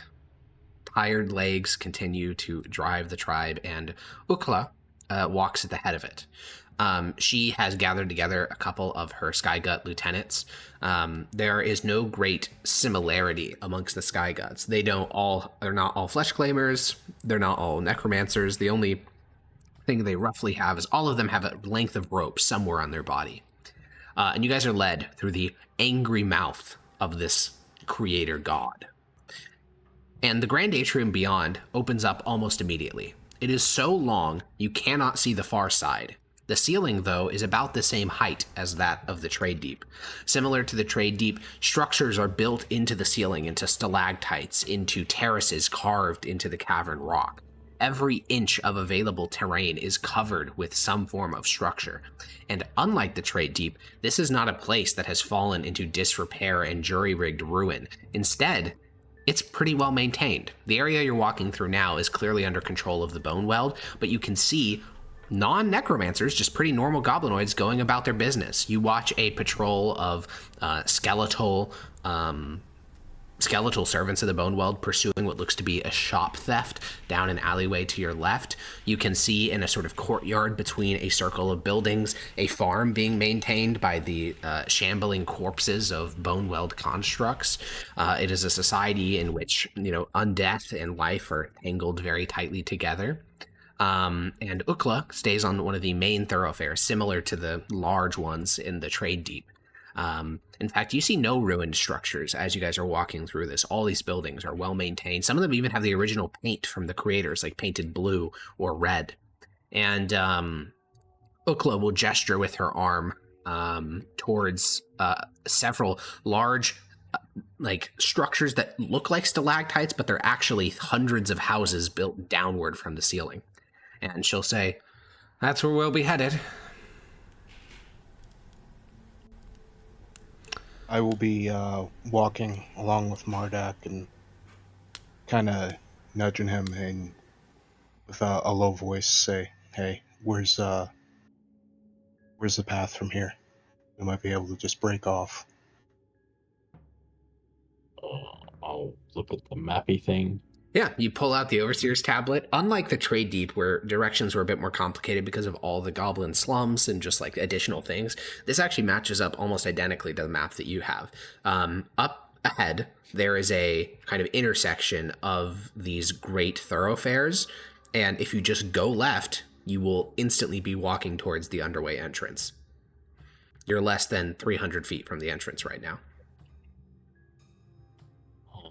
We're right near it, but don't think it would be a good idea. Be the quickest way to get to paradise. These people are at least as powerful as to hold even with the other two groups down here. We shouldn't cross them. None of them have golems. None of them have rifles. They're not prepared for an attack. At least one of those things is patently untrue. They do have rifles 100%, and also I don't know why you think they don't have golems. They're strong enough to not be overtaken by a bunch of even more powerful munchers and then a bunch of necromancers. We don't need to overtake them, we just need to get through them. Well, I'm starting to see why the golems can't come. Looking at the you're up at the stalactite front with houses. Ukla. Yeah, you're up at front with Ukla, and she says, "Actually, that's not the problem. We have a way to get your golems up there. It's getting through the underway that will require no golems. You'll see. You'll be impressed by this, I think. I'm not sure if in the Middle Deeps you have much experience with polies. Your technology is so regressed." Actually, Bloodsport spent a good amount of time doing fixing a creator elevator.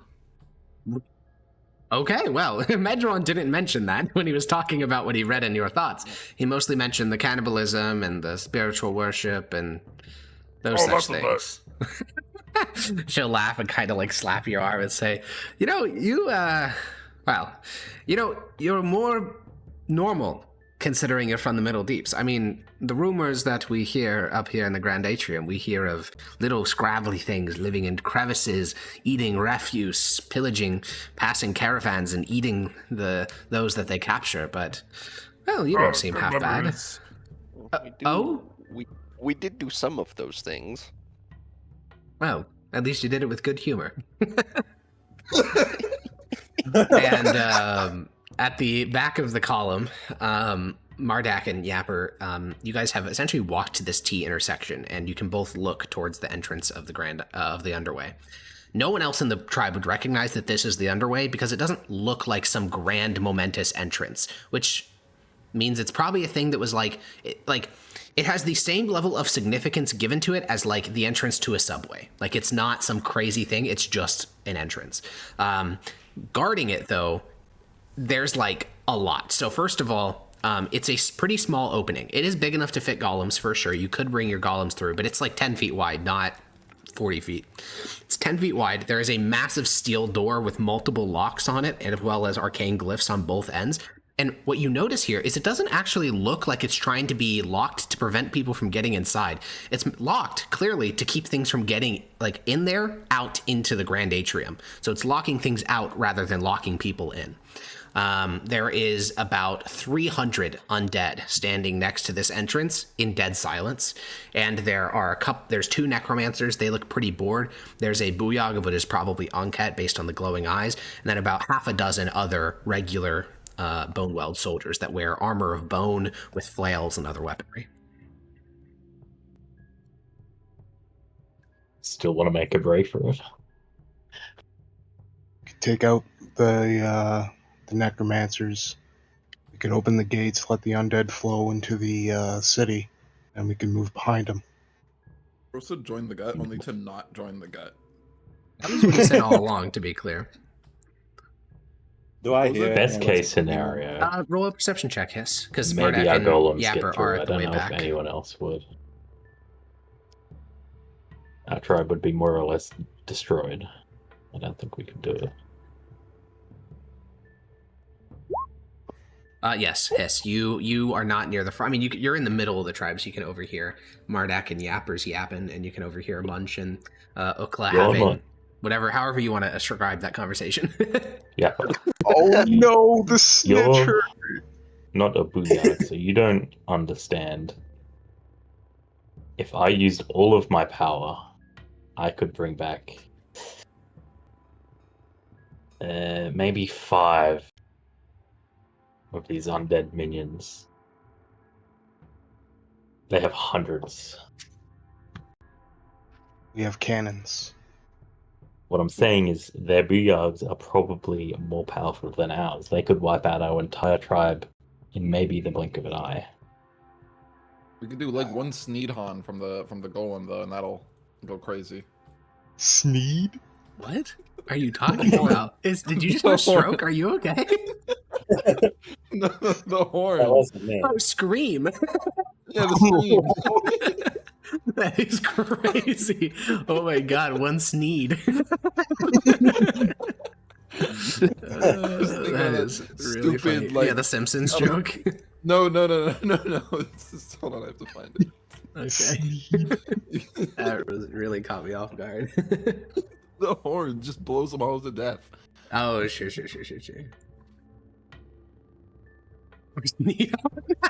That's pretty good. Okay. Yeah, but I will say you have like a couple seconds to decide, yeah, because you are walking past this intersection following, like your tribe's still following Ukla.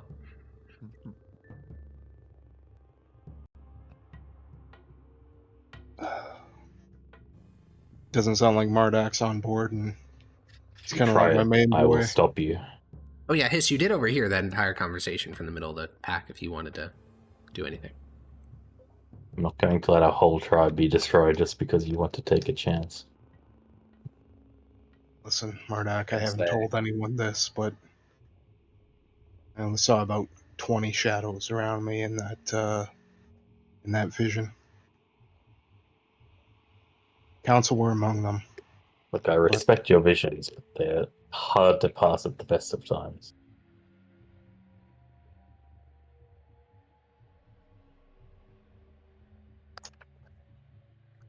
Yeah, but we'll just keep on walking with the column. Okay. So, Hiss, was there anything you want to say, or did you just silently listen to them as they spoke? It's like they figured it out. So. Okay. Then the tribe continues its journey, and you guys veer right onto a different road. And there's a slow transition in Boneweld territory. Slowly, the buildings become a bit more sparsely inhabited, and then you turn a particular corner, and there's no one on the street. Ukla continues to walk. You guys do have this, like a couple other Skyguts traveling with Ukla. She's not moving alone through enemy territory. And you guys approach this kind of open courtyard in an opening between several buildings. And Ukla will kind of look up, and you guys can see that there's a very tall creator building. It's like 8 stories high. And she kind of walks to the edge, and she wraps her spear against the edge of the structure. This noise kind of echoes up. You see little heads poke off, and What will happen now is essentially like a ship moving through like the Panama Canal. Essentially, you'll move through a series of locks, though in this case, you'll get lifted up to this top of one building, then to the top of an adjacent building that's a little bit taller. And bit by bit, about 100 feet at a time, you guys and your entire tribe will be lifted up by a series of pulleys and levers and ropes. Every member of your tribe will have a separate rope wrapped around them, and they'll be pulled up to the height.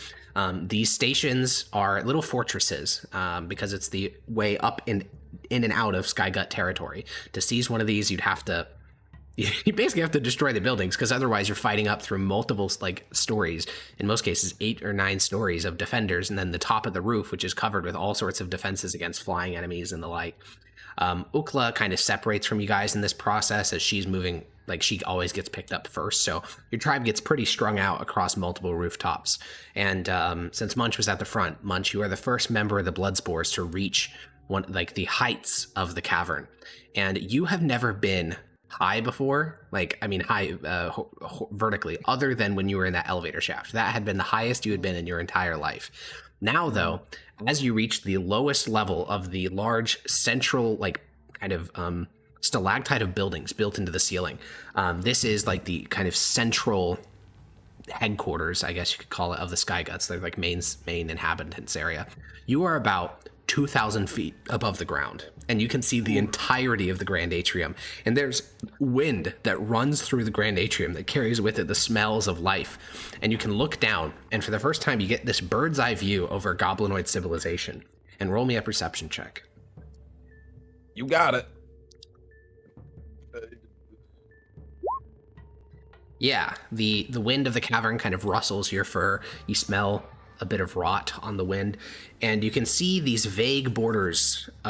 There's not like hard border lines like there was in the Trade Deep with like archways and stuff, but you can still see vaguely because there are these areas of lack of inhabitation. At nighttime, it'd probably be a lot easier to see, but you can see that Boneweld plus Skyguts plus Fleshclaimers, there's Eye Stealers. Those 3 tribes are about 1/5 of everything that you can see.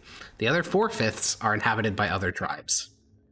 The Grand Atrium is big. It's so much bigger than the Trade Deep. It's not just longer, which is a big thing. The height is similar. The main thing, though, is density. The Trade Deeps was a ruined place. You know, that was at a tiny fraction of what its overall capacity could be. But in like many areas, weren't even maintaining agriculture. They didn't have water very reliably. They relied on rain from the ceiling. Here, though, there are aqueducts that are well maintained, and there are entire courtyards converted into mushroom farms, and there are whole corrals for quaggoths and all manner of life. And this entire thing, I think that like looking at this, Munch, you know, you could never eat this many people, I think, is the thought that would occur to you.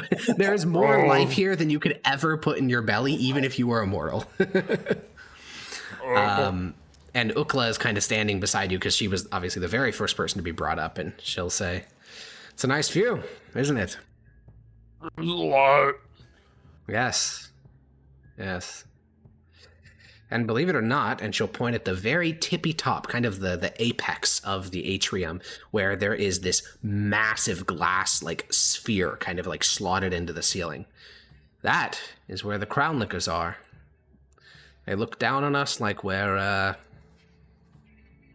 onkegs inside of an onkeg nest.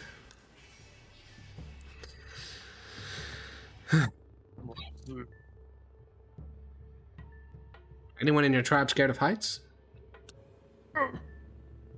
Well, sometimes.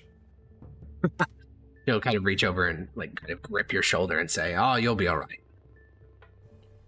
Other than that, most of the goblins. Well, once you're inside and not out here on the balcony, it's a lot less. It's easy to forget that you're suspended above the ground. The creators built these things sturdy.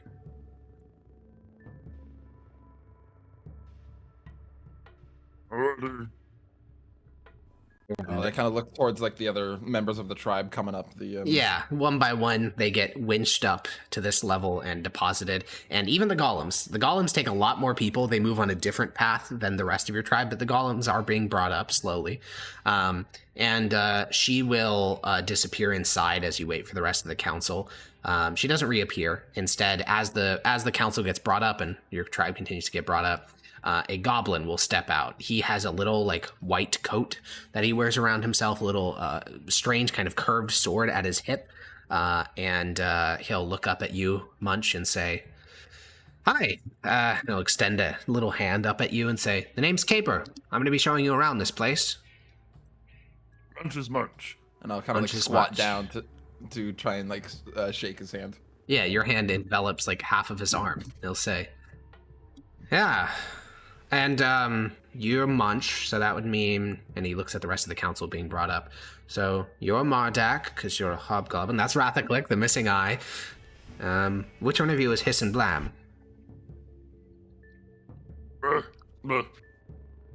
I'm Blam. Blam. Ah, okay, Blam, so you're Hiss. And then the one with the mask, you're Yapper. Yapper will just stare at him. Is he in the golem still? He can't be, unfortunately, because golems are going up a different route, so for the first time in many days, he's once again a pathetic little mortal like the rest of you. Oh. And Caper will say... I couldn't have stayed in there and just walked it? There's nowhere to walk. You're being lifted up thousands of feet through a series of like rooftops and other things, and the golem's way too much to travel the normal route that people do, so it has to go up a special cargo route.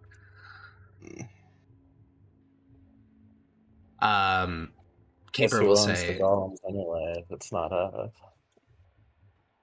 us. Caper will say, "Well, I think that it's worth giving you the tour.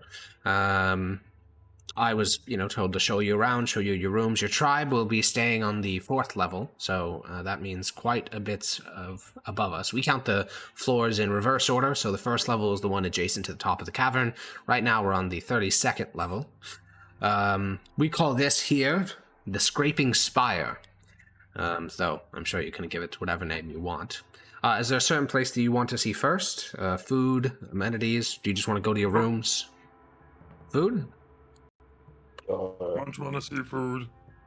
All right. Your big one had mentioned studies or libraries of some kind.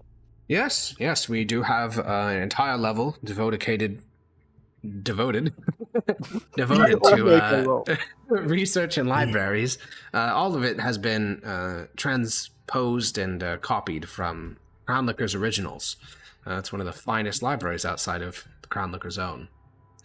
I could show you straight there if you wished.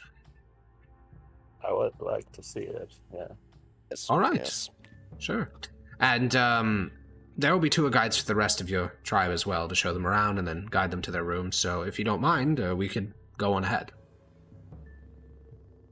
Oh, no. All right. Well, and he'll walk inside. This little goblin's got a swagger to him as he walks down the hall.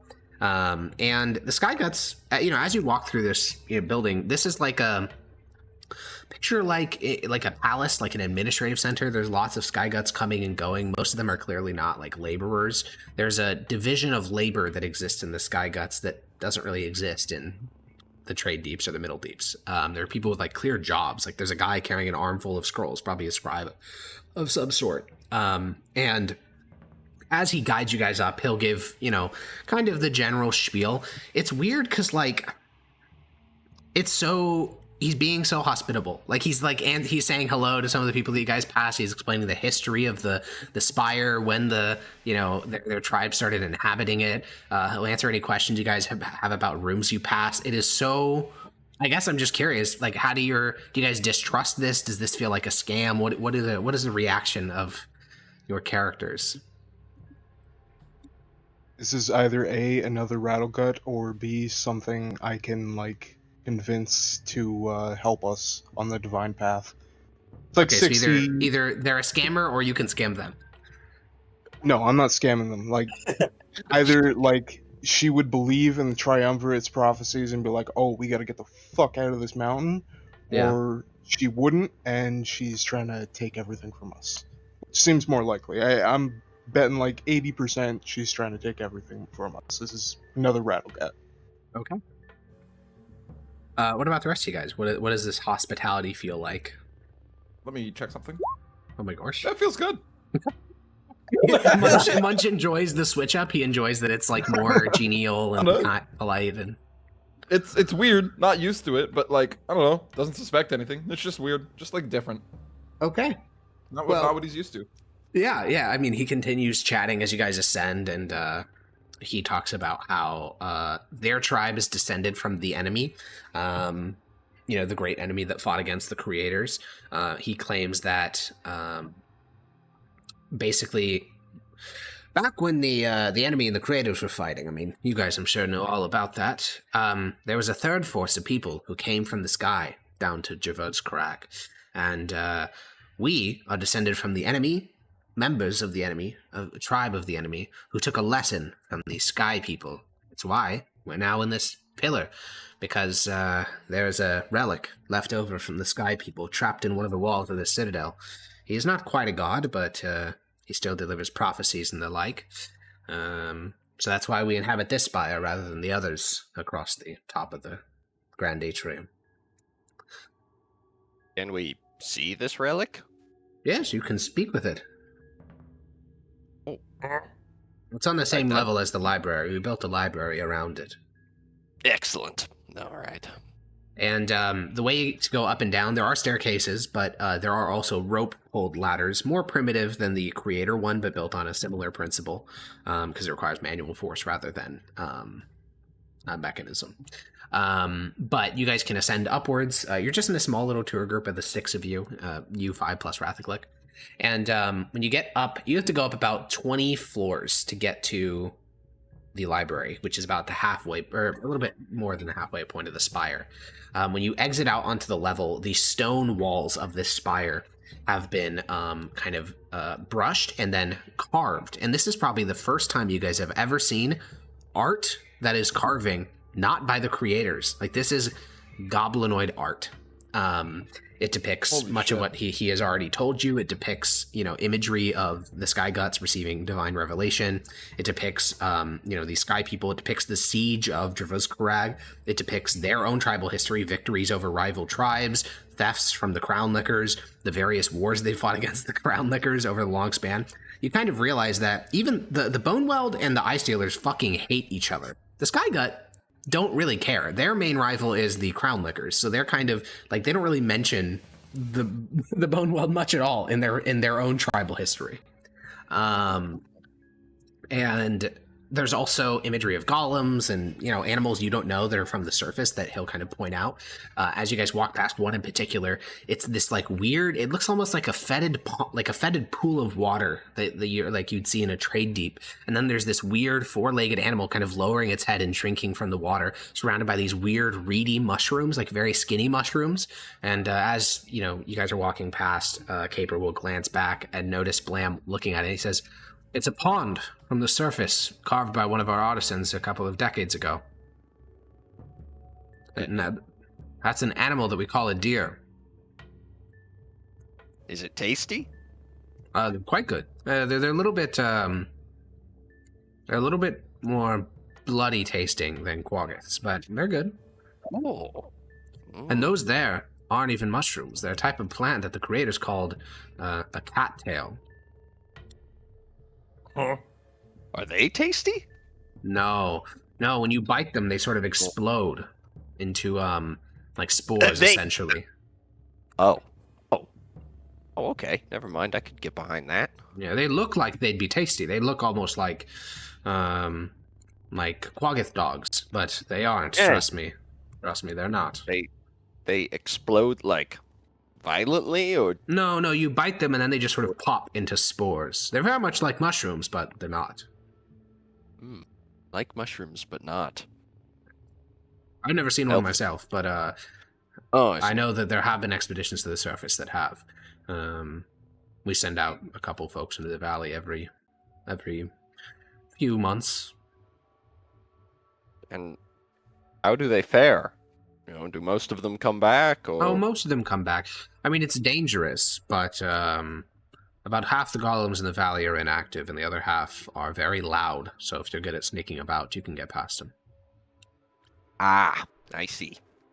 We only send the most experienced folk up to the surface.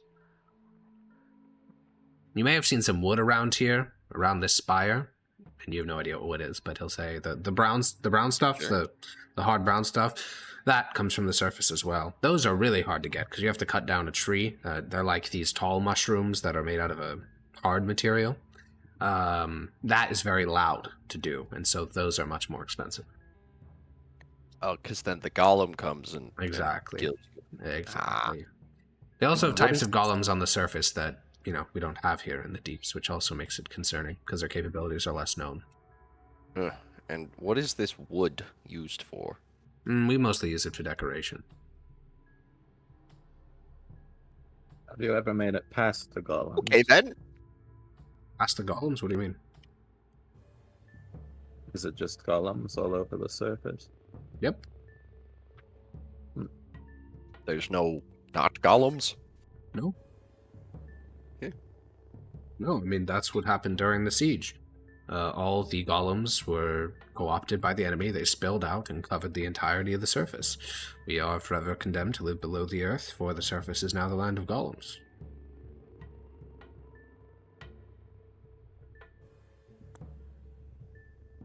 And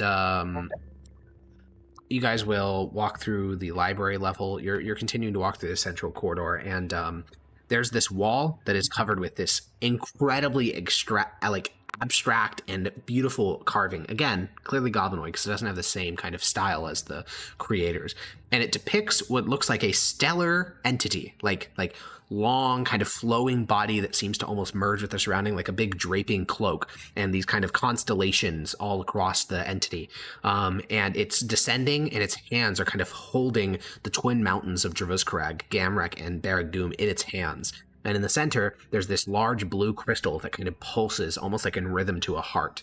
And Caper will come to a stop, and he will speak to the wall, and he will say, "Greetings. I brought some new folk to speak with you. They were curious about our founder, so I thought I'd give you a chance to share your wisdom with them." And the kind of central blue crystal kind of flares, and a voice deeper than the earth and almost like rolling out of the wall, like boulders crashing together, fills the hall. Welcome to the sanctum. Are you the sky people? No. I am a relic of them. Were you once a person who could walk about? No. What are you? I'm close to a golem. Were you made by the creators? No. It was made by the sky people. You are like a thinking golem? Yes.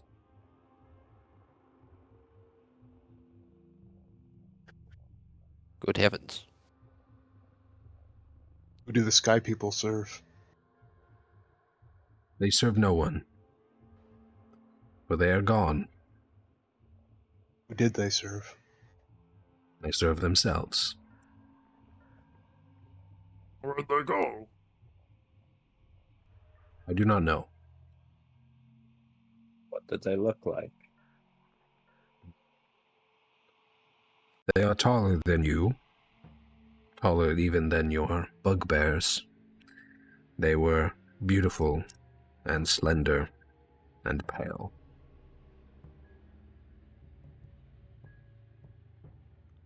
What was their objective here? Good heavens. They had no objective here. They are older than this place. Dude, Alex, you can't just keep dropping this lore about your fucking world in a goblin campaign.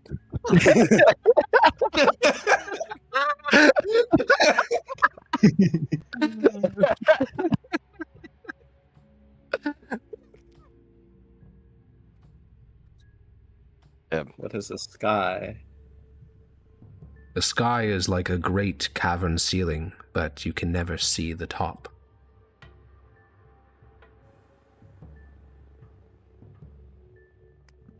Too high or just Much not too there? high. Much, much too high.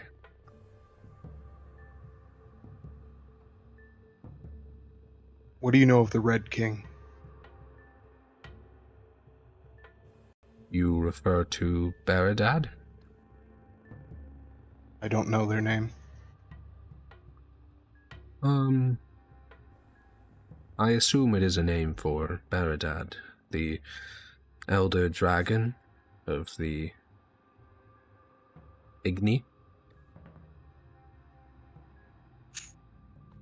What is a dragon? Yeah, I was just any clue what a dragon is?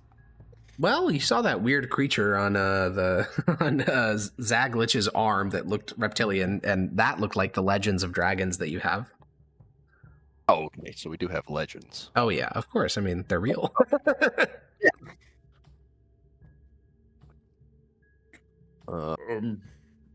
Elder dragon? Yes, as old as the Sky People.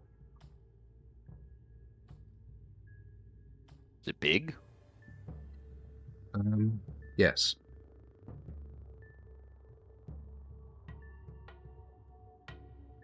You'll see the kind of crystal flare, and those of you who have spellcasting, so basically everyone except for Munch, or I guess not Yapper either, but the three Booyogs, you can tell that a spell has been cast. And there is a kind of moment of silence, and then the crystal flares again and says, "Yes, he is exceedingly large, big enough to break the mountains." Were the Igni allies of the Sky People? No, the Igni were slaves of the Sky People. What the fuck? Are the Igni what we call the creators? What of the creators? Who are the Igni? The Igni are people of a different plane, I think is the easiest way to explain it to you all. Different how many what now? Imagine you have the underground and the surface. Imagine there were another surface very far away that you could travel to, but would take you so long that you would pass of old age. So magics are used to move to that place quickly. Another plane. There is many of these, and one of them is named Cinder, and the people from here are known to the Sky People as Igni. I get that I couldn't travel, because I would die of old age, but could, like, Munch? No. Could a baby? No. Oh, okay. How many spore cycles would it take? How long is a spore cycle to you? The rate at which the crimson mushrooms pops its spores. You sleep once during a sleep spore cycle? once. I see. Well, firstly, you could never get there because there is no way to walk. You would have to take a sky ship or a crystal vessel, as the Sky People did. And then, if you did that, it would take you... Well, if you were trying to travel to Cinder, based on the navigational logs of the Aquanathiel, I think it would take you around 17,000 spore cycles. But that would be if you had that would be only if you had a crystal ship. Without that, it is functionally impossible. Munch is very confused. Caper will laugh and say, "Oh yeah, he'll do that to people." Now you see why we worship him. I mean, again, not quite a god, but he sure knows a lot of stuff. These books come from... No, the books are still from the Crown Lickers, but, I mean, he's obviously the centerpiece of the library. What were you going to ask, Ashton? Eric, so we've established that I speak Elvish. Yeah. Why? You found a book. A single book was all it took for you to learn Elvish. It wasn't even about it wasn't like a teaching you Elvish book. It was a book that was talking about an obscure aspect of agriculture in the Elven Empire. And that was enough for you to get fluency in the Elven language because you are a quick learner. But I wouldn't know anything about, like, elves. No, other than nothing. their agricultural techniques. Yeah, and I'll be honest, that book gives you a lot of hints. It mentions, a massive empire. It mentions growing plants in basically every climate you can imagine, and then a bunch of them that you can't. It mentions using magic to improve your crops. It mentions famines that encompassed what it calls entire planets. So yeah, I mean, it isn't meant to be about the empire, but it does give you hints of what that empire was. And again, because of, who you are, you would pick up on those hints and definitely construct this image of a vast empire that is basically beyond conception. Like, you could never imagine how big it truly was. Multi-planetary. Huh. What the Have you fuck? made the connection between the weird language you speak and Eric, the would there be anything to tip me off? Yeah, other when he than, said like, the crystal ship's name, that was definitely an elvish name. Those sounds are the most undwarvish shit in the world. And again, like I said, your version of Goblinoid is basically just Dwarvish. So when you hear that word, that the golem, whatever it is, this crystal, when this crystal speaks that word, you're like, that is an elvish word. I know that. That sounds like the words in this book that I read. I'll say it in Elvish. The sky people speak this language. There's kind of a pause, and I think everyone looks at you because you've just spoken a language literally no one here speaks or understands. And then the crystal kind of flares up and replies to you in Elvish. Yes. Yes, it was. How do you? I found the book. Oh, you always were a wily sort, your people. One book was all it took. Yes. What more would it take? Fair enough. Yes. Yes, the Skies people, they spoke that tongue. This tongue, I suppose. What are the you fuck saying? is... Yeah, all of this was gibberish. Like minutes of like a full minute of them going Quantelia Gathkade, like just nonsense. So, what did you know of our people? Where did we come from? So you asked this in Elvish, and Blam and everyone else is like looking at you like, what the fuck are you saying? I'm locked in now, bro. Okay. Yeah, the little crystal will flare and reply and say, well, you are of the Sky People, a creation of us. Or them, I suppose, for I'm not one of them. Created us? Certainly. I thought the creators created us. No, the creators made this hold. They did not create you. Wait, Oh wait, no, I can't hear any No, of that. it's Never all mind. nonsense. Yeah, I think Caper will say, "Oh, I haven't heard I haven't heard him speak in that language before. What are you saying?" this language oh. learned book? I'll What did turn he to ask the and what rep. was the answer? I'll say, he says that the sky people created us, not the creator. Caper will nod. It's true. He says that both the enemy and the creators were made by the Sky People, and that even Bayek was made by the Sky People. Were the enemy the Igni? The little crystal will flare. No. You were the enemy. Oh, I see. I fucking knew it. you called it. Which one of you fools was I talking to about it? He looks I around. fucking His knew it. his old age doesn't let him remember who he got in an argument with. Just that he was right. It might not have been any of you. I think it was. I don't was a remember child. what. He was a literal fucking child. Child. Oh yeah, it was a He child. looks around to be like, I told you so, and remembers it was a little kid. No, it was. It was. I know I had this conversation with someone other than the small child. I think I had do know doubt that. because there was goblins living with the creators, so I was like, maybe not, but I don't know.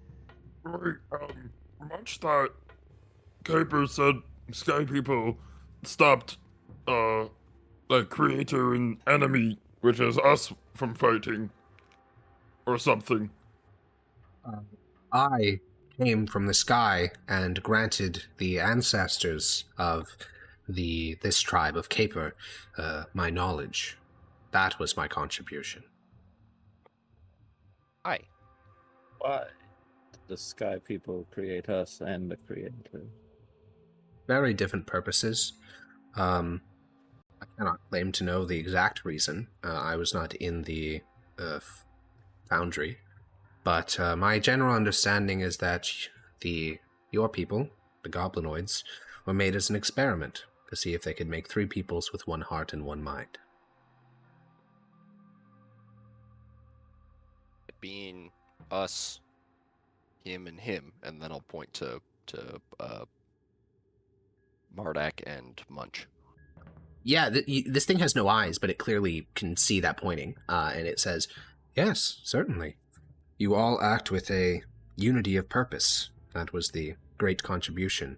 More of a behavioral act than a physical one. It tested the limits of their abilities." To see if they could make something different, yet the same. Exactly. And look how wonderfully you all turned out. Brothers even these many millennium later.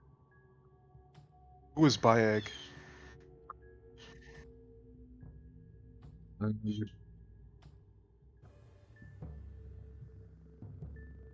Bayag, as you know him, is not real. But I have come to believe through stories that the Sky Gods have told me over these long years that it refers to a flesh sculptor. Yeah. Munch kind of like points at himself excitedly.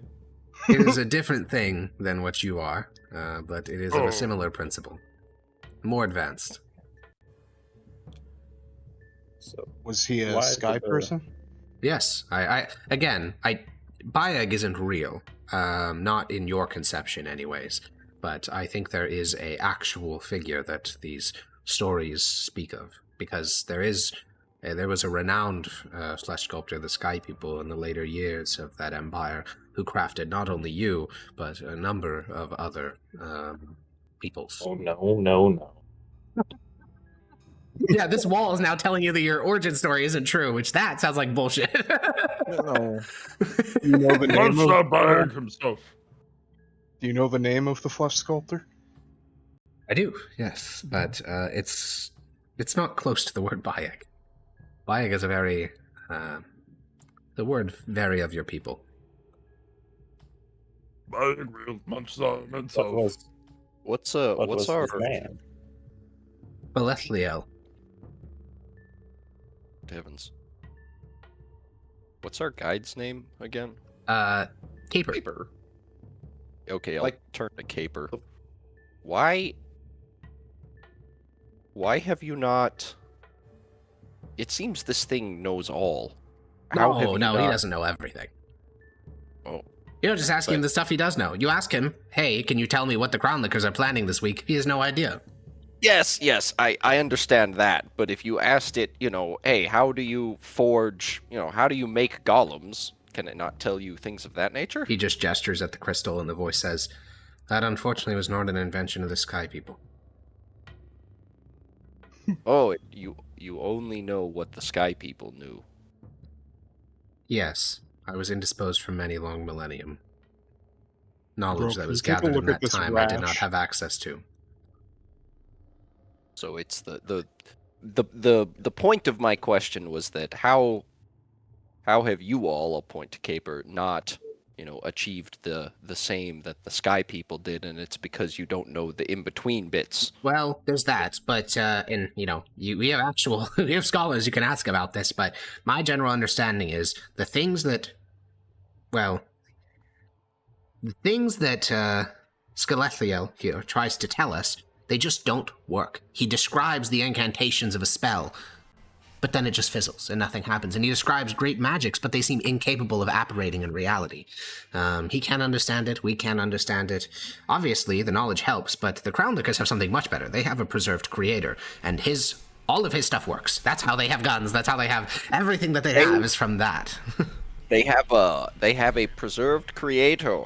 Yeah. How did you think they had all what they have? I mean, they're making new golems up there because of him. No, they own everything to that. It's a mithril golem, but it preserves the spirit of a creator, the first jarl of this hold. But so they get all of that. They get weapons. They get things that don't rely on magics. But he kind of slaps the wall. Oh, it's Galethiel here. Well, what can you do? And the crystal just kind of remains dormant. I'm gonna ask it. What other creatures did the Sky People make? A great many, but I do not think you will know any of them. Did they make Where are that deer that he No. was talking? No. They are on the surface, or at least they were. Like the golem? Yes, like the golems. Obviously, I have not observed these creations in a very long time. Only you, and I've only observed you and the creators since the ending of my dormancy. But during the height of the Sky People, there was Rakta, there was Tabalek, there was Gerazim, there was Minotaur, there was Halfling, there was Human. I mean, the list goes on and on. There was also those beyond the boundaries of Valeros. There was also Rakeen. There was also... I don't understand. Sorry, Caper. Can Munch have food? Yes, I thought you wanted to see the library first. Sure, we can go get some food. Munch, and- they can stay. Munch want food. All right. Sure. If you head down 8 levels, I think your nose will take you the rest of the way. Oh, perfect. And not to just start waddling away. You walk over to the stairwell and start to descend. I'll come with you, Munch. Yeah, I think Gabriel will say, well, you can speak to him. He doesn't sleep, so, you can speak to him later. I have one more question before we leave. Sure. I have lots. Yeah. Yeah. I have a lot, but I'm gonna stick to one. What happened to the Sky People? I do not know. Those who know. Those who know.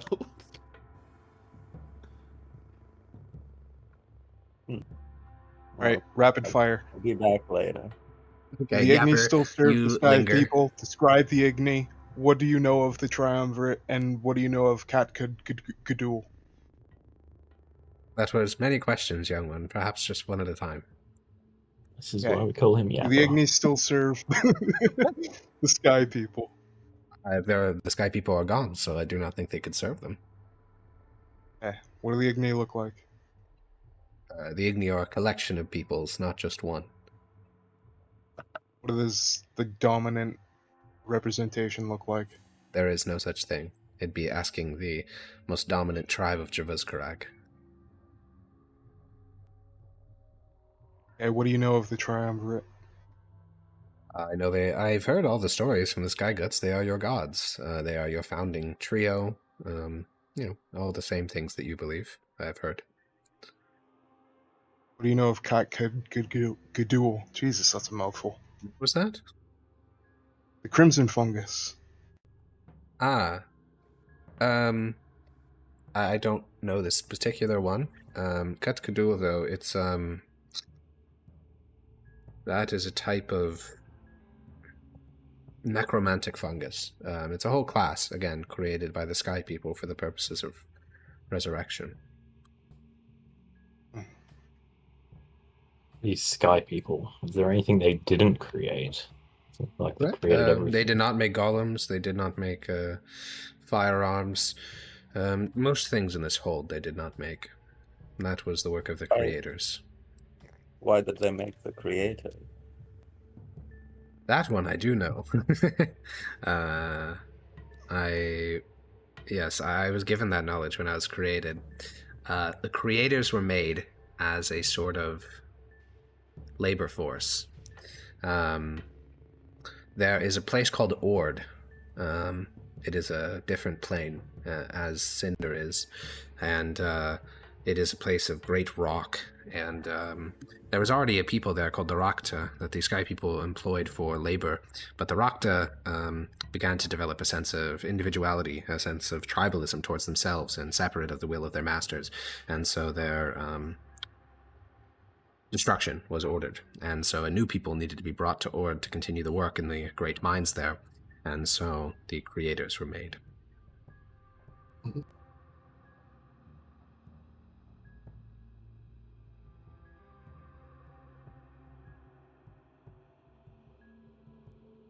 What more can you tell us about Beradad, the Red King? What? Beradad, the Red King. What of him? Yeah. Just everything? Or Yes. well,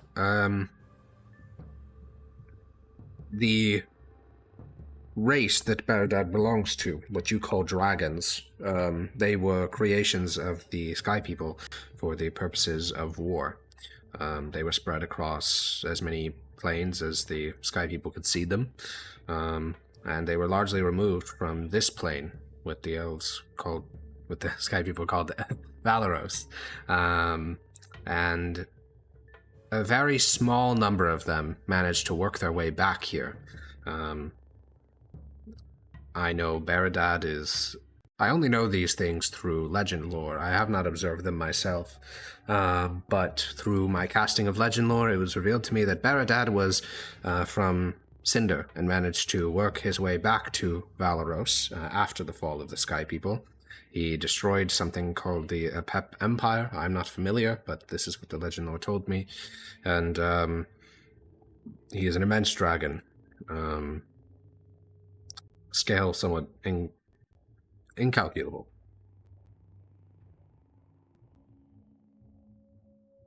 Holy shit.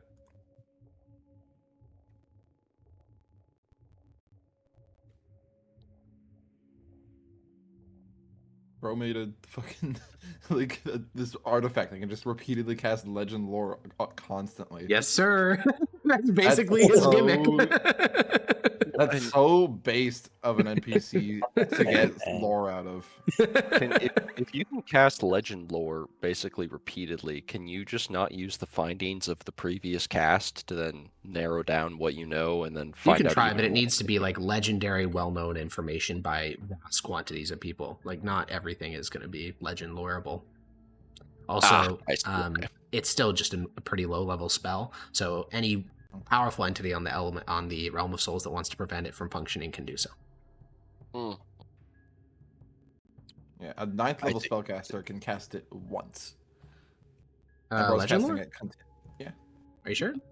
Like a 5th level spell? Oh, you mean a 9th? No, he is right. A 9th level spellcaster is when you get access to 5th level spells. True. Yeah. He's also not casting it constantly, but he is casting it. He's cast it twice in the conversation so far. Yes. Yeah. Do you know of any giant red eggs in the area? No. Yeah, Munch is like halfway to the stairs as he perks up because he hears eggs. Eggs. Food. Munch is gone. Okay. Yes. Yeah. I left. Right. I left with Munch as Okay, well. so Thank just you, Blam. Yapper, Mardak, and Hiss are still need to- lingering. Make sure you don't get into trouble, dude. What do you mean? Munch could never get into You trouble. may eat something that was not meant to be eaten. Any last questions for Skelethlio? I think generally Yapper would just be asking, like, hey, is there anything funky I can do with the Crimson Fungus? Is there any, like, cool things I can do with, like, putting my mind into a golem, that sort of thing? He doesn't know Just anything about questions along golems, that line. so he No? has nothing to give you on golems. He doesn't know. Okay. As for the fungus, that was outside of his domain of speciality when the Sky People Empire existed. He specialized in what he would probably refer to as the learned magics, and what the fungus had more to do with the natural magics. Where do the magics come from?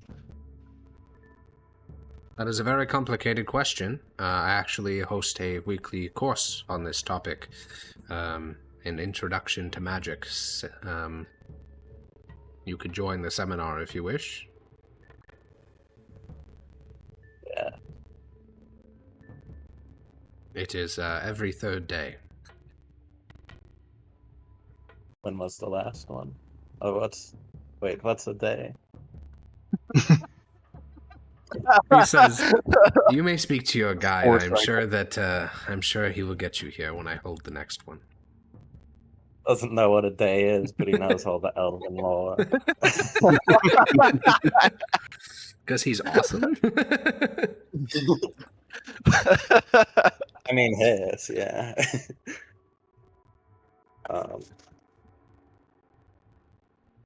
What else do you teach? I teach all manner of topics, but mostly what people are interested in. Amongst this tribe, that mostly is mathematics, engineering, and magic.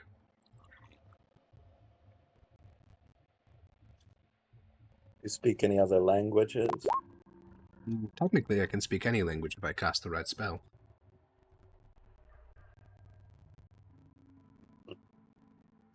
Yeah, I can do that.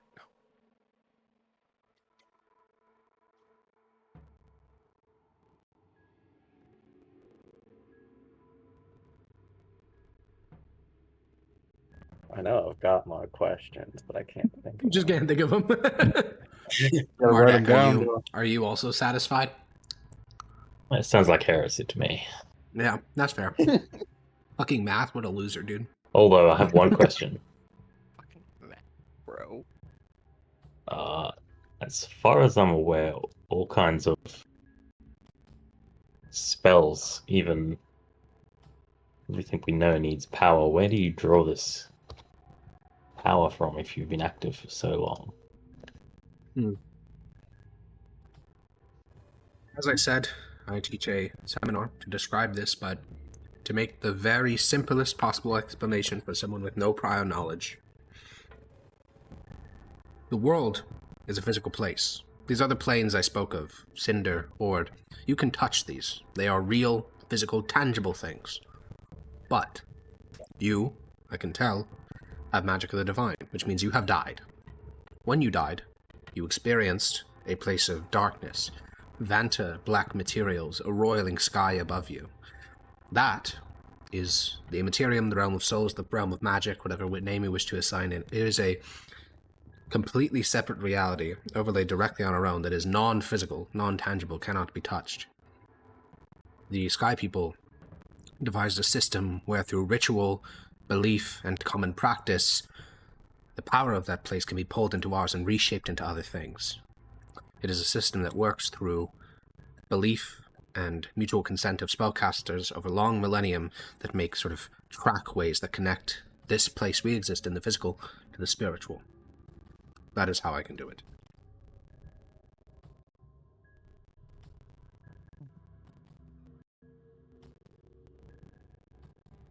Holy shit.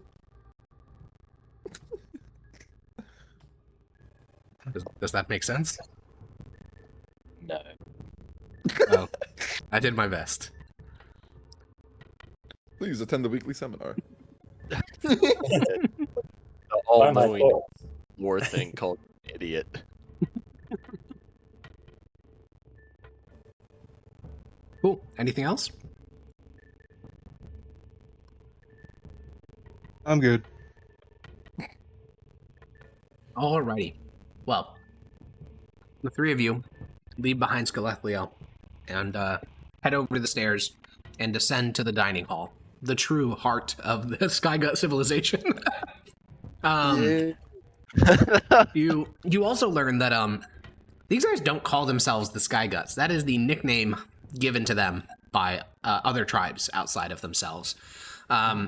They call themselves the Sky Republic. That is the name that they give themselves. Oceans. I thought for sure it was going to be like Sky Bones or something. No, There's no they, M they, word. they are a No M republic. word here. I thought they were gonna be like Skelethiel's Chosen or some shit like that. No, they're a republic. They have a democracy, which again, by goblinoid terms, you guys have no fucking idea what that is. Hey, we're pretty close, okay? You're Can't not let close at down. all. We're You guys half have an over there. oligarchy based on strength. That is not It's even basically remotely the same thing. Not An Listen, oligarchy of few chosen people. You're We closer. vote. Democracy. You're closer than most goblinoid tribes. I'll give you that. We understand the concept of a vote. That's true. You do understand the concept of a vote.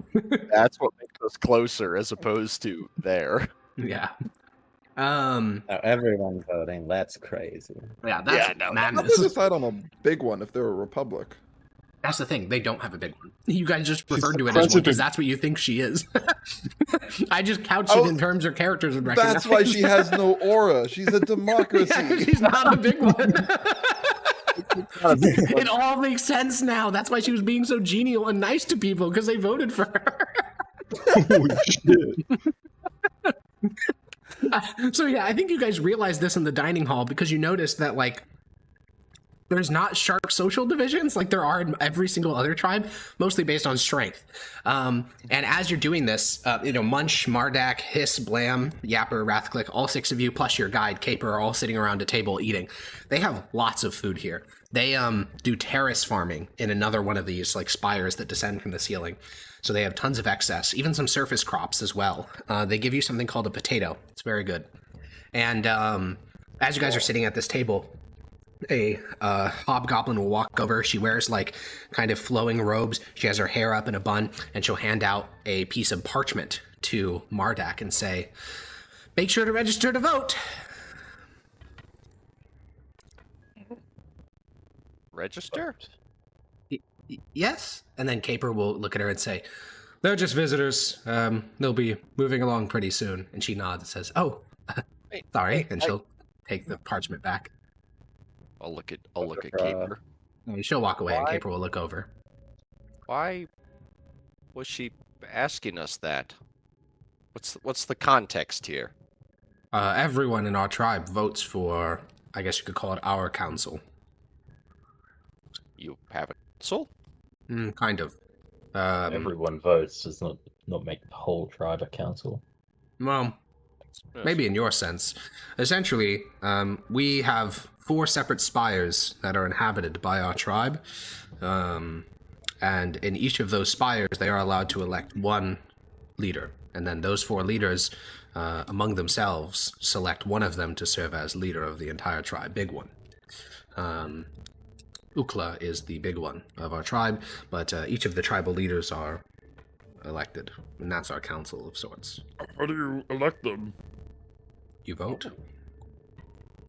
And everyone gets to vote on their leaders, and then the leaders vote on a leader of leaders? Yes, and then the leader of leaders and those group of leaders make decisions together. What are the qualifications? There is no qualification. Why do you give even the weak goblins the ability to vote? They're weak. They are, yes. Why do you think they have good decision making? Because, unfortunately, strength does not necessarily translate into intelligence. Munch. Oh, sorry, I got it. He's making like direct eye contact with Munch as he says it. Yeah, no, also, I probably have like 3 pounds of food in my mouth currently. While you're speaking. Yeah. Very good. Munch, you are the strongest of us. Yes, Plug a- my physically. throat. If you made every decision on your own, what would happen? Well, obviously I you do would be great. better off. Obviously. Well, you would be better off, Munch, but would the tribe collectively be better off? Radically will say they would. Strong central We'd leadership all be is successful. mashed in the fucking elevator if Munch had his way all the time. Munch was the one who went up there. He led the tribe by example. It was my idea. He would have thought of it. What? You Munch was underestimate about Munch. to- No, it was my idea to jump in the elevator and send it. Would have been a bad idea. Thank you, Wrathclick. He nods. The law of the strong. He's a simple man. Yapper's like 50% these people are now either trying to screw us or like actually chosen by gods. Before it was 80-20, but it's A like now god-given it's, oh my society, god, or they're wait, going to betray what? us and kill us all. That's funny. Wait, are you leaning more towards they are good or more towards they're betraying us? I was 20% they are good, now I'm like 50% they're gonna help us. Because they're a republic. Holy shit. They Yapper, the weak get a vote. Council. Democracy pilled. Bro's democracy pilled unless the vote wants something other than what he wants. That's so true. And the great thing is, Munch, most of the tribe supports you on Yeah. The bugbears are completely okay with that. So is Rathaglik. Because in their minds, No, you earned it. All right. So, What now, though? What now? Indeed. Caper will kind break of, time now, maybe? he'll kind of, we could take a quick 5-minute break, yeah. I gotta pee. All right, be right back. Be right back. Is that not just the elf? All the knowledge? Oh, that's a complicated. Anyway, so welcome back to For the Time.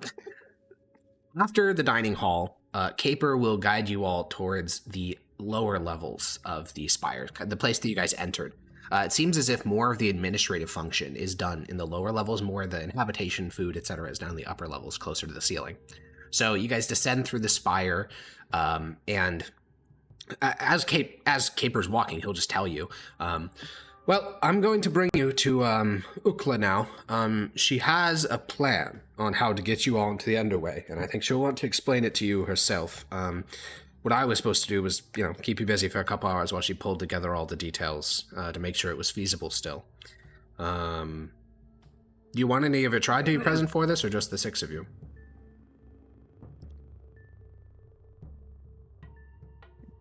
Oh, that's a good question. It makes sense think that just the everybody would 6 know of the us. plan. Sure. You can't have your whole tribe fit in the room. It's just not big enough. But if there were specific members you wanted to bring, you could. I think they- just the 6. They are weak and not part of the council for a reason. All right. And he'll guide you into a room, which I think you guys would instantly recognize as the same type of space as the Creator War Room at that outpost you were at. This is a goblinoid war room. You've never seen a goblinoid... even Rattlegut didn't have a fucking war room. That guy was just a warlord. This is like a proper war room, though, with a map of the Grand Atrium, territorial lines drawn, numbers, strengths, etc., etc., borders and the like. And it's not just Ukla in here. There are 3 other... goblinoids, a goblin and 2 bugbears. One of them is this fucking ancient bugbear woman with deep red glowing eyes, but the other 3 are non-magical. And Ukla will kind of give a nod to the 6 of you. The 4 of them are seated in chairs around the table made out of this strange material from the surface called wood. There are also 10 other chairs at the table, so more than enough room for you to all sit. Yeah. Yeah, chairs are Let's all weird, man. sit. You guys don't sit in chairs almost ever. In fact, in this whole campaign, I honestly can't think of a time you guys sat in chairs. So as you kind of shimmy your weight down onto the wooden chair, Munch, it kind of, the chair has this, like, it's kind of curved to shape your butt, and it's just very comfortable to sit in, and there's like a back on it, so you can kind of like lean back, and you're not just like sitting on a wall or like sitting on the ground or like laying in a puddle, and it's just like, it just feels good, man.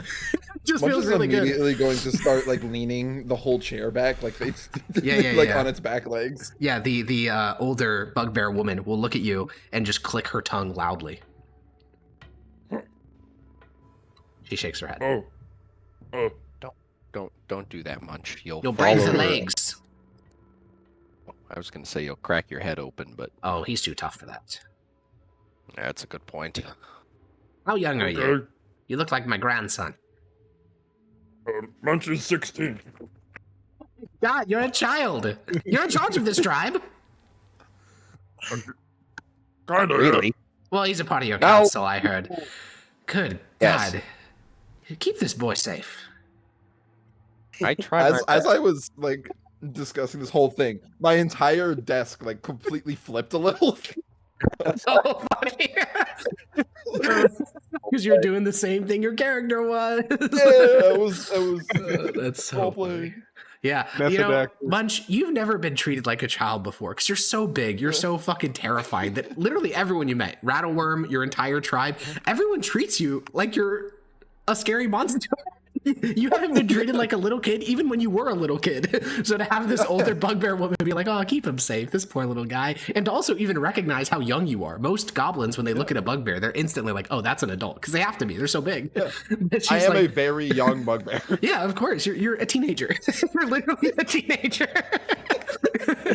Bugbear lifespan comparable to like a human's? It's a little bit shorter, but so he's more like early 20s, I guess, but late 20s. Probably but was like 20. Yeah. yeah.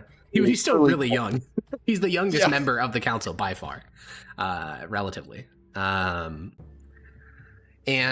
so yeah, she'll say all that, and then Ukla will kind of gesture to you all and say, well,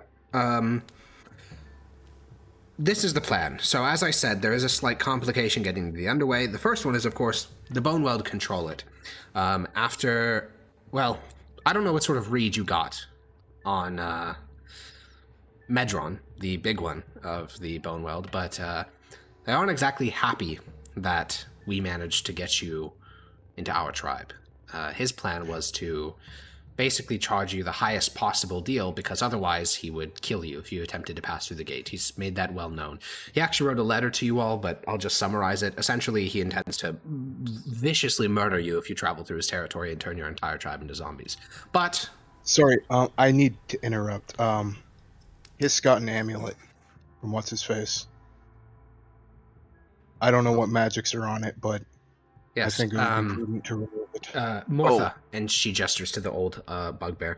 Can you... And Mortha nods. She stands up from a chair and walks over to you, Hiss, and holds out her hand. Yeah, I'll give it to her. Dude, you got snitched on so fucking hard. Oh my gosh, oh my gosh. Her eyes, she won't even ritual cast, she'll just cast a spell and her eyes start to glow with a sort of bluish light as she detects magic. And she will look at it, walk over to the balcony, and throw it into the grand atrium. Mortha will look back at you. Did he give you anything else? Yeah, give me this potion. She'll walk over, extend a hand for it. I'm sorry, Hiss, but they are our enemies. She'll take it and then activate a pearl. She'll take a pearl out of her pocket and then she'll close her eyes. I know what that one is. She'll hand it back to you. It'll kill you if you drink it, but it's not harmful otherwise. It'll kill you, but it's not harmful. You want to expand? I'm sorry. It has to have a side effect, or is it just potion of instant death? It will kill you and raise you as a ghoul, but the other one was used as a scrying focus. Do you know what a scrying focus is? She'll walk over and kind of pet your head. Munch. She'll just kind of like tug on one of your really long ears. And she'll say, wow. So awkward. Oh yeah, because you have like flesh grafted ears. Man. Well, no, they're not. They're just like rotted. Oh, okay. She'll just tug on one of your rotted ears and say, well, scrying is a type of magic that is very easily accessible by booyags. It allows you to move your eyes to a place different to where your body is. That amulet Hiss, I think you said the name was. The amulet that Hiss had was used as an object that would be much easier to look upon. Obviously, scrying can work irregardless, but this place is protected against it. That amulet, however, broke through that protection. So, it is gone now. And she'll release her ear and walk back over and sit down. I'll nudge Munch with my elbow a couple times. You should go for it, Munch. Ooh. What? What? Okay, hold on. Out of character. What are you noticing, brother? What are you noticing? This is someone that felt maternal to me. No.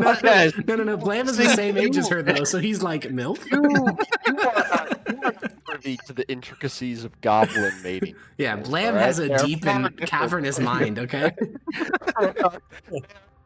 Different to the nonsense. Maternal only, I expected. Also, Munch already has a crush on Ziglatch. The towering, rotting creature, my beloved. Yeah.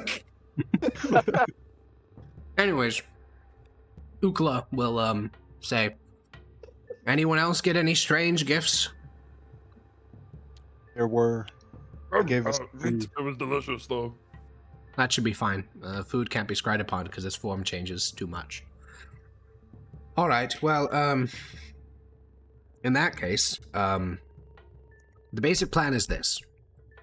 If you, as a whole tribe, try to descend into Boneweld territory, all diplomatic immunity you received while leaving the gate no longer applies. The moment you enter their territory, they will kill you. So, the plan we have devised is this. The Boneweld is very hierarchical. Medron, he tries to exert as much control as he physically can, but he can't maintain all of the undead of the tribe at once, not even the soldiers. So he has a number of lieutenants. There's not many of them. There's only around 20. But each of them is a necromancer that sort of extends his aura of command, allowing him to command all the tribe's undead. So these lieutenants essentially command total power. The only person higher ranked than them is Medron. So if a lieutenant were to walk to the underway door and say to open it and to let a group of people through, they would do so without any questions. So what we need is one of you to convincingly become one of the Boneweld lieutenants. Luckily for you, there's an item that we stole from the Crown Lookers a couple of months ago that should work just fine. And she gestures towards another one of the Skygut council members. And that person, it's a goblin. He reaches into his little satchel bag and produces a mask. The mask actually looks pretty similar to Yapper's. Not the specific one he's wearing now, but just like in shape and stuff. It's clearly for goblins. And I think Yapper, roll me an Arcana check. 4 goblins in a trench coat. Let's do it. Surely this will go well. That's pretty good. It's also an advantage because you, it's masks. Like, this is your entire specialization as a character. This is a masked mummer mask. The reason you can tell is twofold. One, it depicts specifically the big one. This is undeniably was made by another masked mummer and meant to depict the big one. Secondly, it's because, and no one else would notice this, to be clear, masked mummer masks, as you know, aren't just masks. They are objects of possession inhabited by spirits. And to do that, you have to do these little micro carvings on the front of the mask to allow the spirit to inhabit the mask. That is on this one, which means when you wear this, it would also massively impact your personality and things like that. And so, yeah, you would never wear this personally because this, you know, that this spirit would basically dominate you. Because this is a mask far more advanced than any that you currently possess. And so, yeah, this goblin will produce this mask, and Ukla will gesture at it and say, so we got this from the Crown Lickers a couple of months ago, and what we found is that it will make you appear as whoever last wore it. So I think you can see where I'm going with this, but essentially, we will put it onto the face of one of the lieutenants. Then, one of you will wear it, and you'll be able to walk through it. You'll remember all the things he will. Your voice will sound the same as the lieutenant. Your appearance will be the same. It'll make you taller, shorter, whatever it needs to be. And you just get your tribe into the underway, and then our deal is done. You can even keep the mask, because I can't think of a way for us to retrieve it without great difficulty. It's going to do more than that. It's going to change his behavior. Yes. It's going to make him feel like he is the lieutenant. Yes, we found that is true, but strong enough wills can resist that particular element of it. You'll be able to retain at least a core motivation. At least that's what we found in our testing. So, the wrinkle in this plan, of course, is how to get the mask on a lieutenant. And that is where we're leaving it up to you. Obviously, if you kidnap one and bring it to us, we can deal with it that way. You could sneak into their territory and do it on your own. Essentially, we're going to retain your golems and your creator firearms. As we said, that's the terms of our deal. And I think you can now understand why the golems can't go with you. If 3 golems walk through the door, that may be a big enough deal for other lieutenants to notice, and then the whole plan falls apart. So your golems, your weaponry, those are staying. But this mask, it is you. Because that was the deal. I have a slight alternative. Of course. Somewhat slight. This will be a bit more for my tribe, but I am old, as you all know. I am very old. I most likely do not have much time left. I wish to spend my time somewhere where I want to. And therefore, I believe I will be staying here, no matter where the tribe goes. Lamb, If this I were- place isn't going to be here for very much longer. Neither Red am I. Yeah, damn, good point. This is where I wish to spend my final days. Here. Especially with the seemingly almost all-knowing thing up there. But I wish to spend my time here. That is the end of it. If I were to stay here, could my tribe take at least some of their weaponry with them? I would obviously render all assistance Of I course. possibly can to your tribe.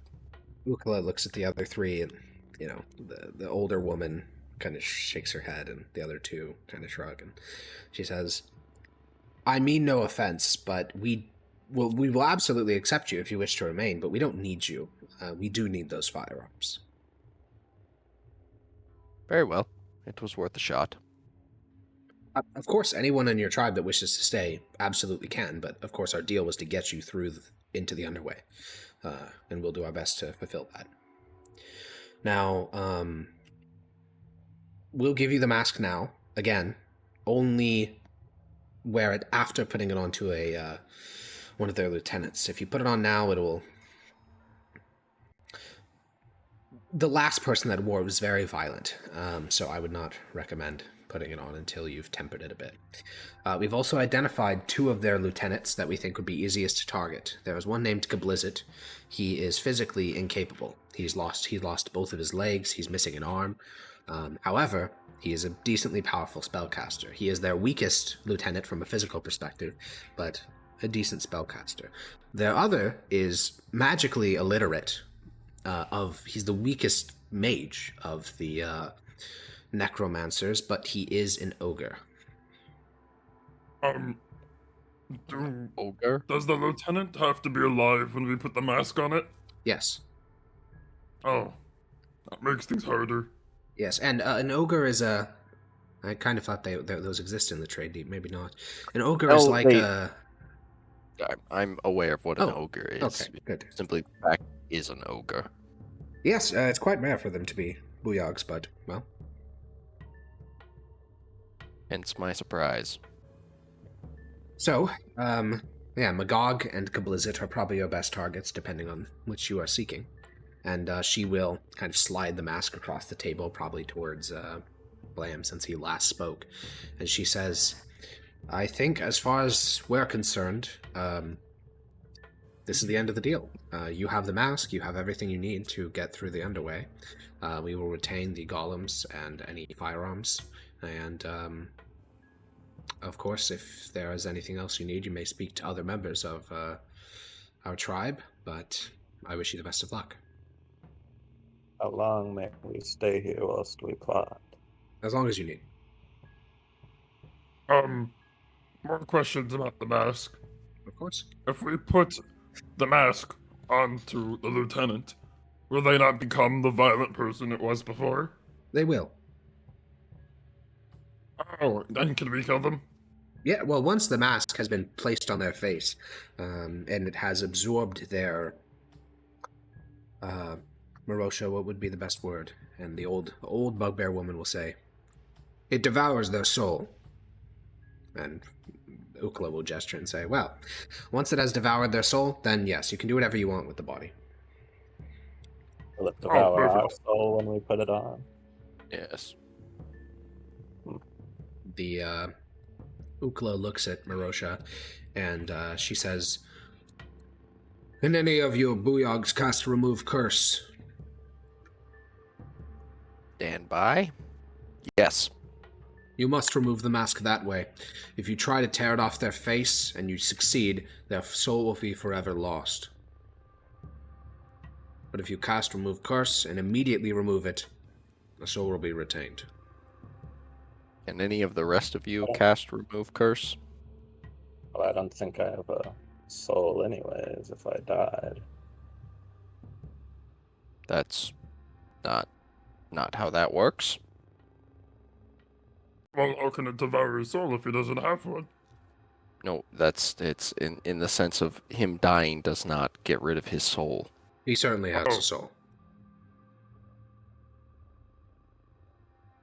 You cannot cast magic without a soul. It's impossible. Either way, remove curse is the way to go. Any other questions? If you can always identify the thing. Is a good point.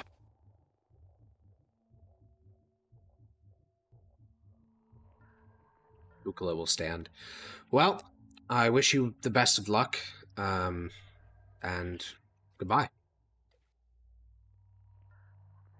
Goodbye. Wait. You guys should come with us. This place is going to be destroyed. The Red King is coming. Some of our Booyogs have received a similar vision, but we'll be staying put. Why? Do you know where the underway leads? Have you ever thought about that? The surface. No, it doesn't lead to the surface. Ukla kind of trails off, unsure of what to say, and Marosha will fill in the blank and say, "It leads nowhere. It's collapsed. We have spoken to members of the Crown Lickers, captives and the like. We once actually considered a full tribal migration to the underway a generation ago, but it used to connect to other holds, places like Skullkarak, Zufbarak, things like that. But it's collapsed inward. There is no passage through it. You'll be pushing aside rubble until the ceiling collapses on your head. The surface isn't viable. The Crown Lickers are the only ones that have found a way out with teleportation, but that remains beyond how we do not know how to achieve what they are achieving. So we'll stay put." Ukla will kind of nod.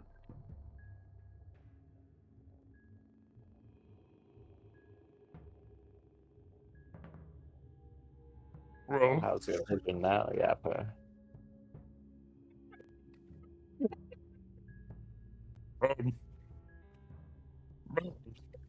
what should we do now?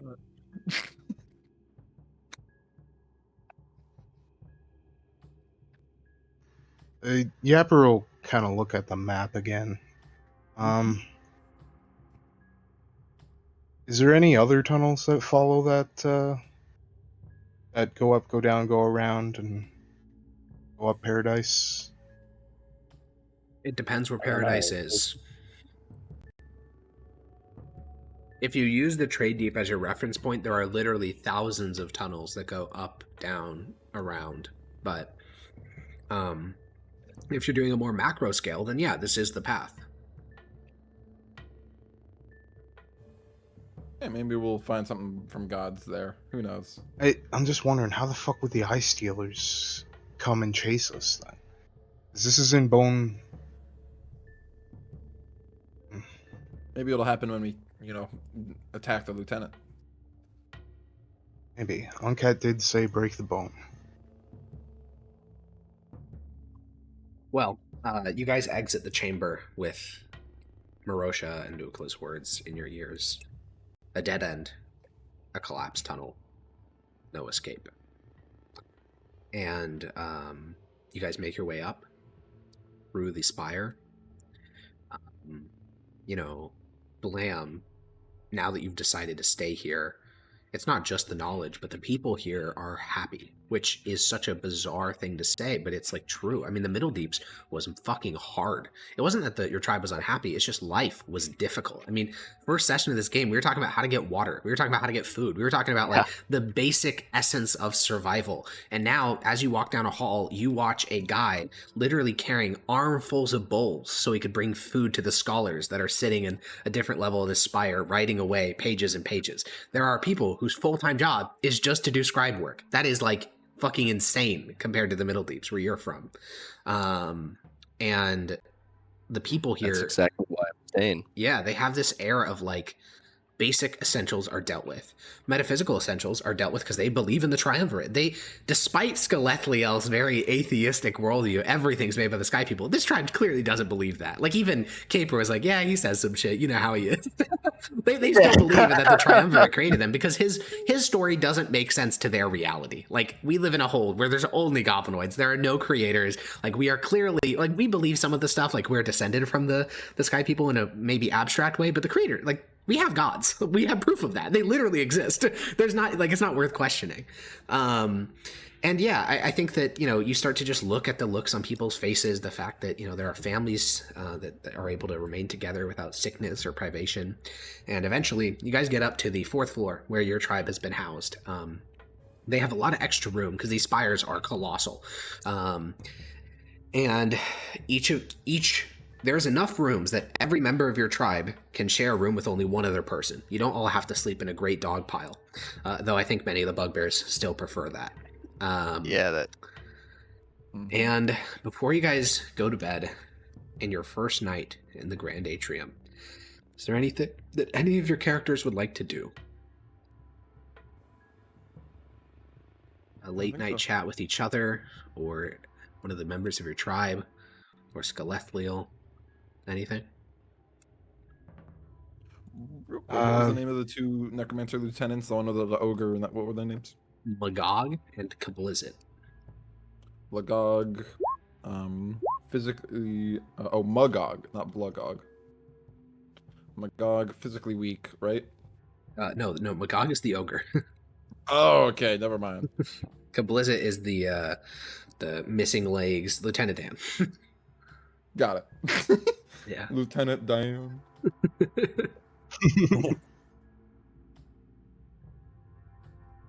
I think Gabber would go to Blam and knock on his door. Yeah, Blam, you have a room to yourself for the first time in your entire life. There is a balcony that looks out onto the Grand Atrium. The beds have like sheets made out of surface material that they call cotton. Where do you think Blam would be in his room when there's a knock?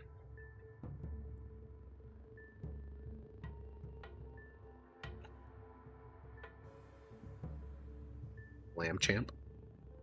Oh, sorry. I was thinking. Bad.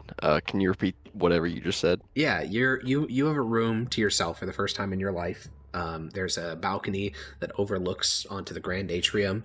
From way above, there is beds with surface material called cotton as the sheets, and you hear a knock at your door. But where do you think Blam would be seated when he heard a knock? Or where would he be located? Be enjoying this cotton stuff. This is incredible. I'd just be on the bed. You're just swaddled. a little cotton cocoon. I have to end up now. Oh God. Okay. Oh, not that one. Okay. Yeah, you trip off the bed and crawl over. And when you open it, your eyes are lifted and then they lower again because it's just a yapper. Hey, can we talk a bit? Yes, of course. Come in. I'm going to lie on the bed because my back hurts. Is that okay? Yeah, go for it.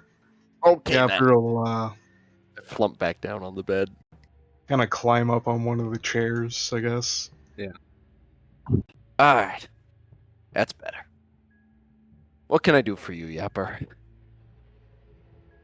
I admit this is probably the best place that we've ever come across, but I think it's a trap, just like the Trade Deep. I remember there you were dazzled by the lights and you were amazed by the markets, but all the same, it's just going to lead to death. Does not everything lead to death, Yapper? Maybe, but there's paths Maybe. that that people are far wiser and older than us have seen and have guided us to Enquête, one that brought you back from death.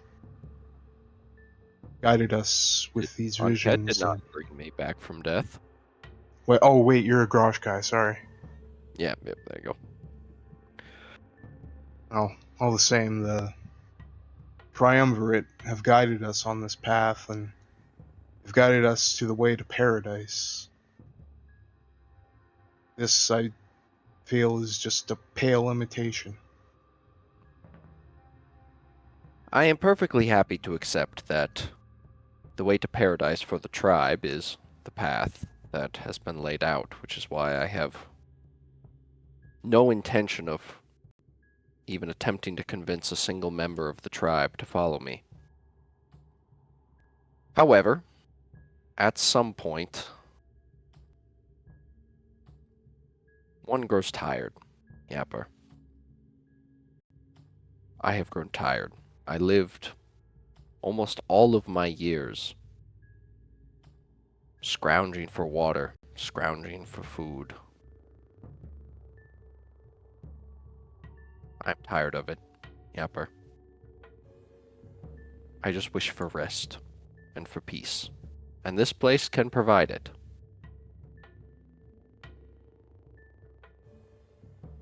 Just tired. I don't want to lift heavy things anymore. I don't want to constantly be thinking about where my next meal is coming from. I just wish to rest, and to learn, and to die. Saw you there in that tunnel, and if you're not there, I don't know how many other things are going to be different.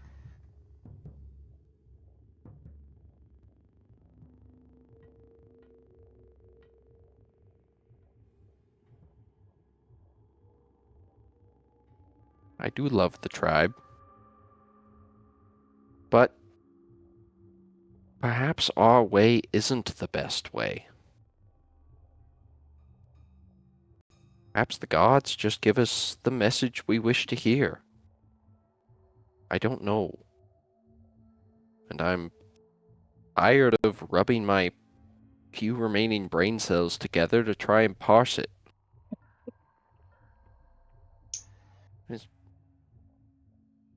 It's just too much.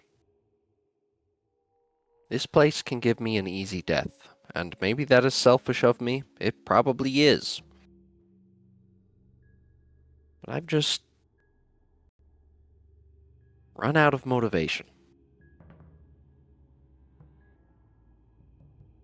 Maybe this will consign me to the hounds. I don't know.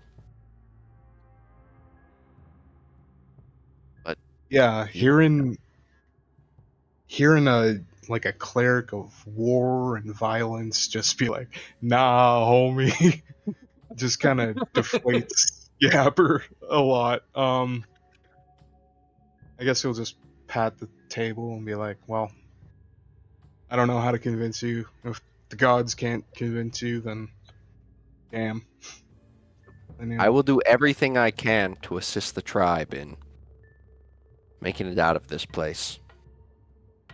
But I will not be leaving. I will die here. Be it in service of the tribe leaving, or be it in however many spore cycles I have left, which I know is not many.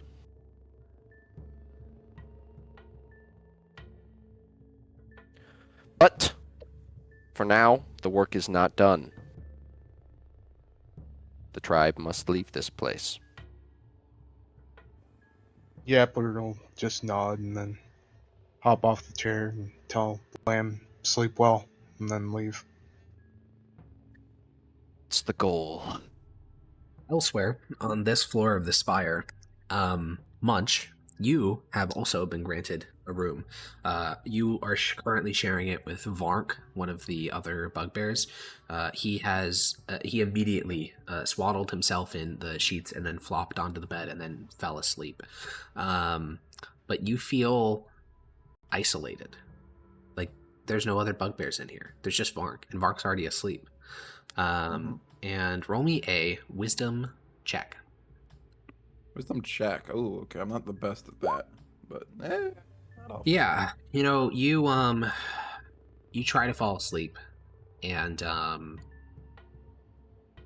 you don't you don't feel the need that you have to go find other bugbears. Like, you can sleep on your own. You're a big bugbear, but you do kind of see the flickering of lights in your chamber, and you notice that it's coming from the balcony, and you can kind of walk over and look out onto the balcony, and the Grand Atrium, much like the Trade Deep and every other place you've been in this hold, is filled with bioluminescent mushrooms.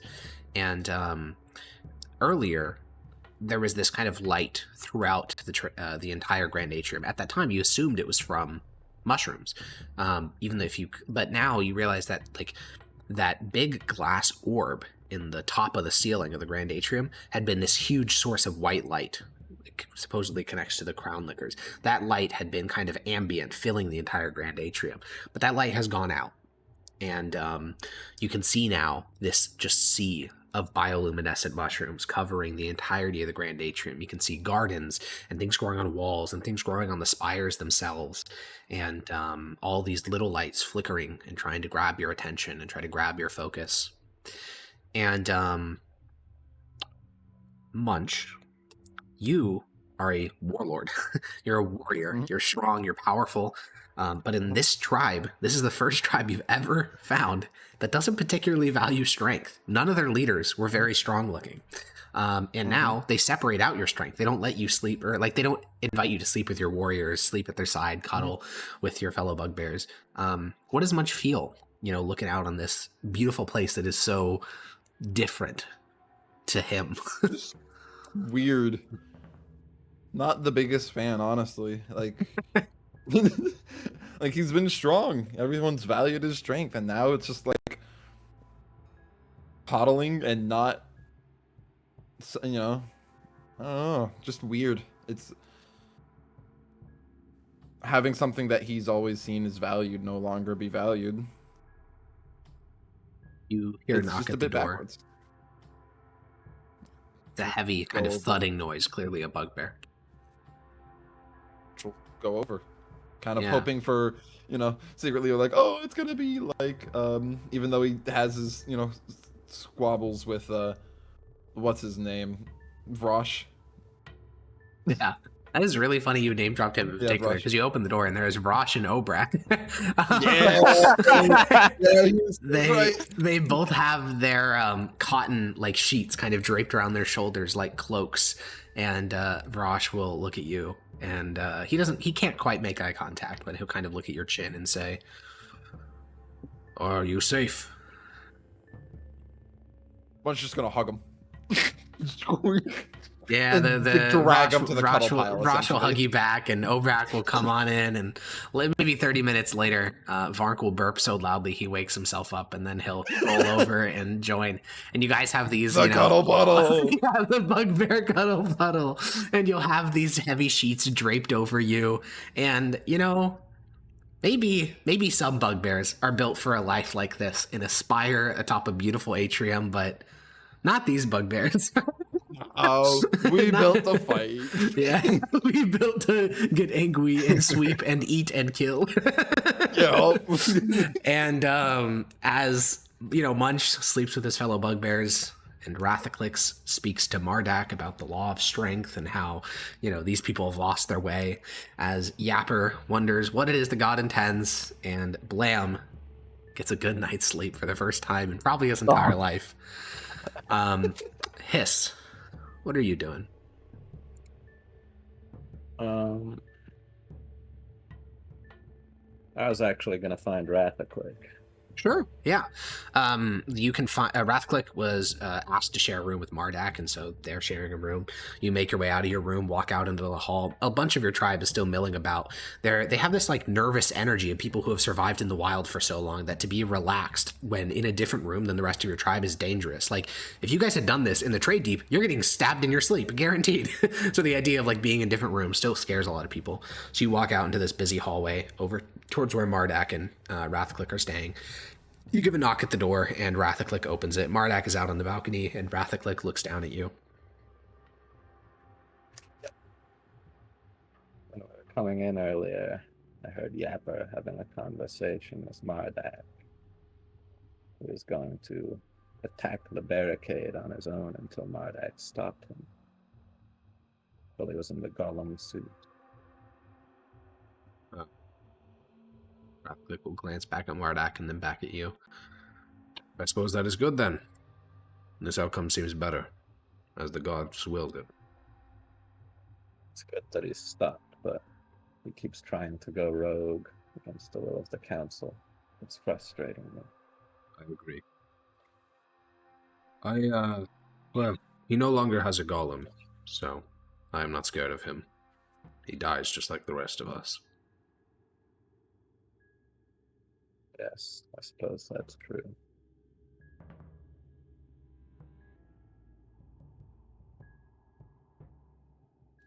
Was there anything else? No, I just needed to voice my complaints. They are heard. And Ratcliffe closes the door. And do you think Hiss is tired? Or does he still have like the nervous energy of some members of the tribe? He's gonna see if he can go like rent a book from the library and take it back to his room. Yeah, you ascend up the spire, go down the spire to the library. You're never actually shown where the books are. You were just led down the hall to speak with Skelethiel, and you kind of walk past Skelethiel to go to the library proper, and the little crystal flares, and he says, "Good evening." Looking for the books. Oh, you can just head down the hall to your left. Thank you. I'll be back another time. Yeah, you walk past him, and you notice the walls are dotted with these little blue crystals, perhaps an extension of his awareness. And the hallway kind of opens up into a library. It's only one story, so it's only 10 feet high, but there are just row after row after row after row of shelf. You don't see an attendant anywhere. You don't see like a place to give them money. You don't see like a merchant even. There's just rows and rows of books.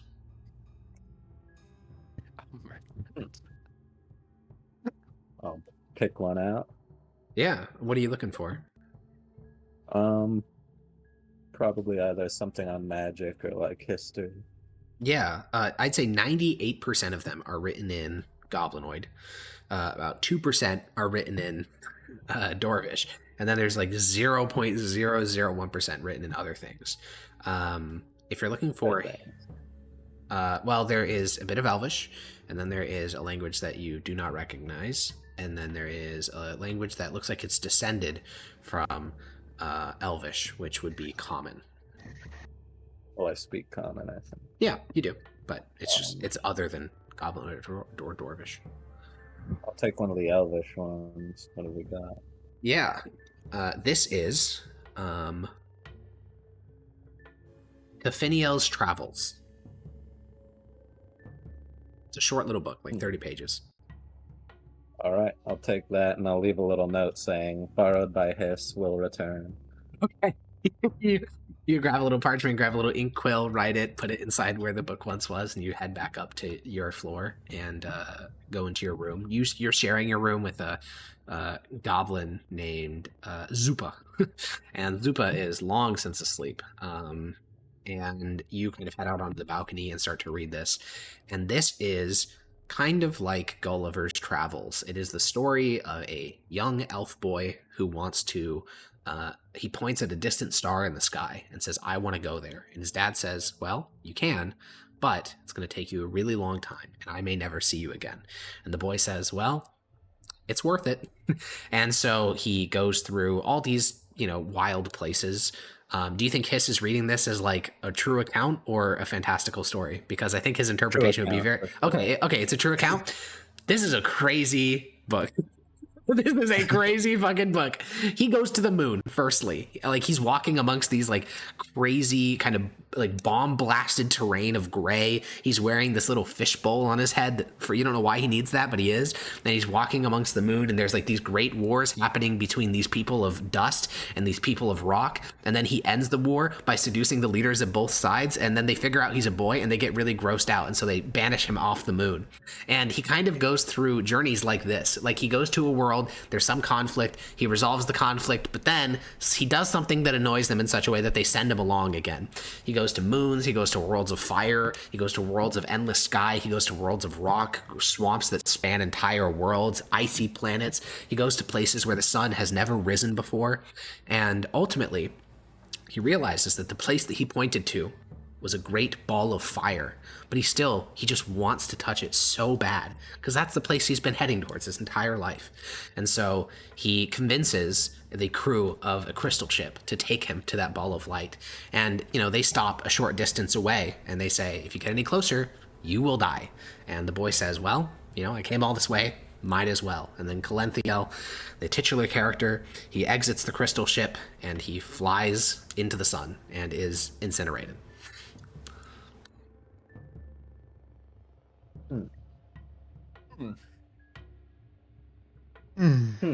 Curious. I sure do love the sun. And if I can connect that to my life at all. Probably not. I'm sure you can draw some connections. And I think as you read this tome of this elvish boy from unthinkably long ago, I think we'll end the session there. It's going to be 3 weeks until our next session, and I'll see you guys then. Bye-bye. Bye.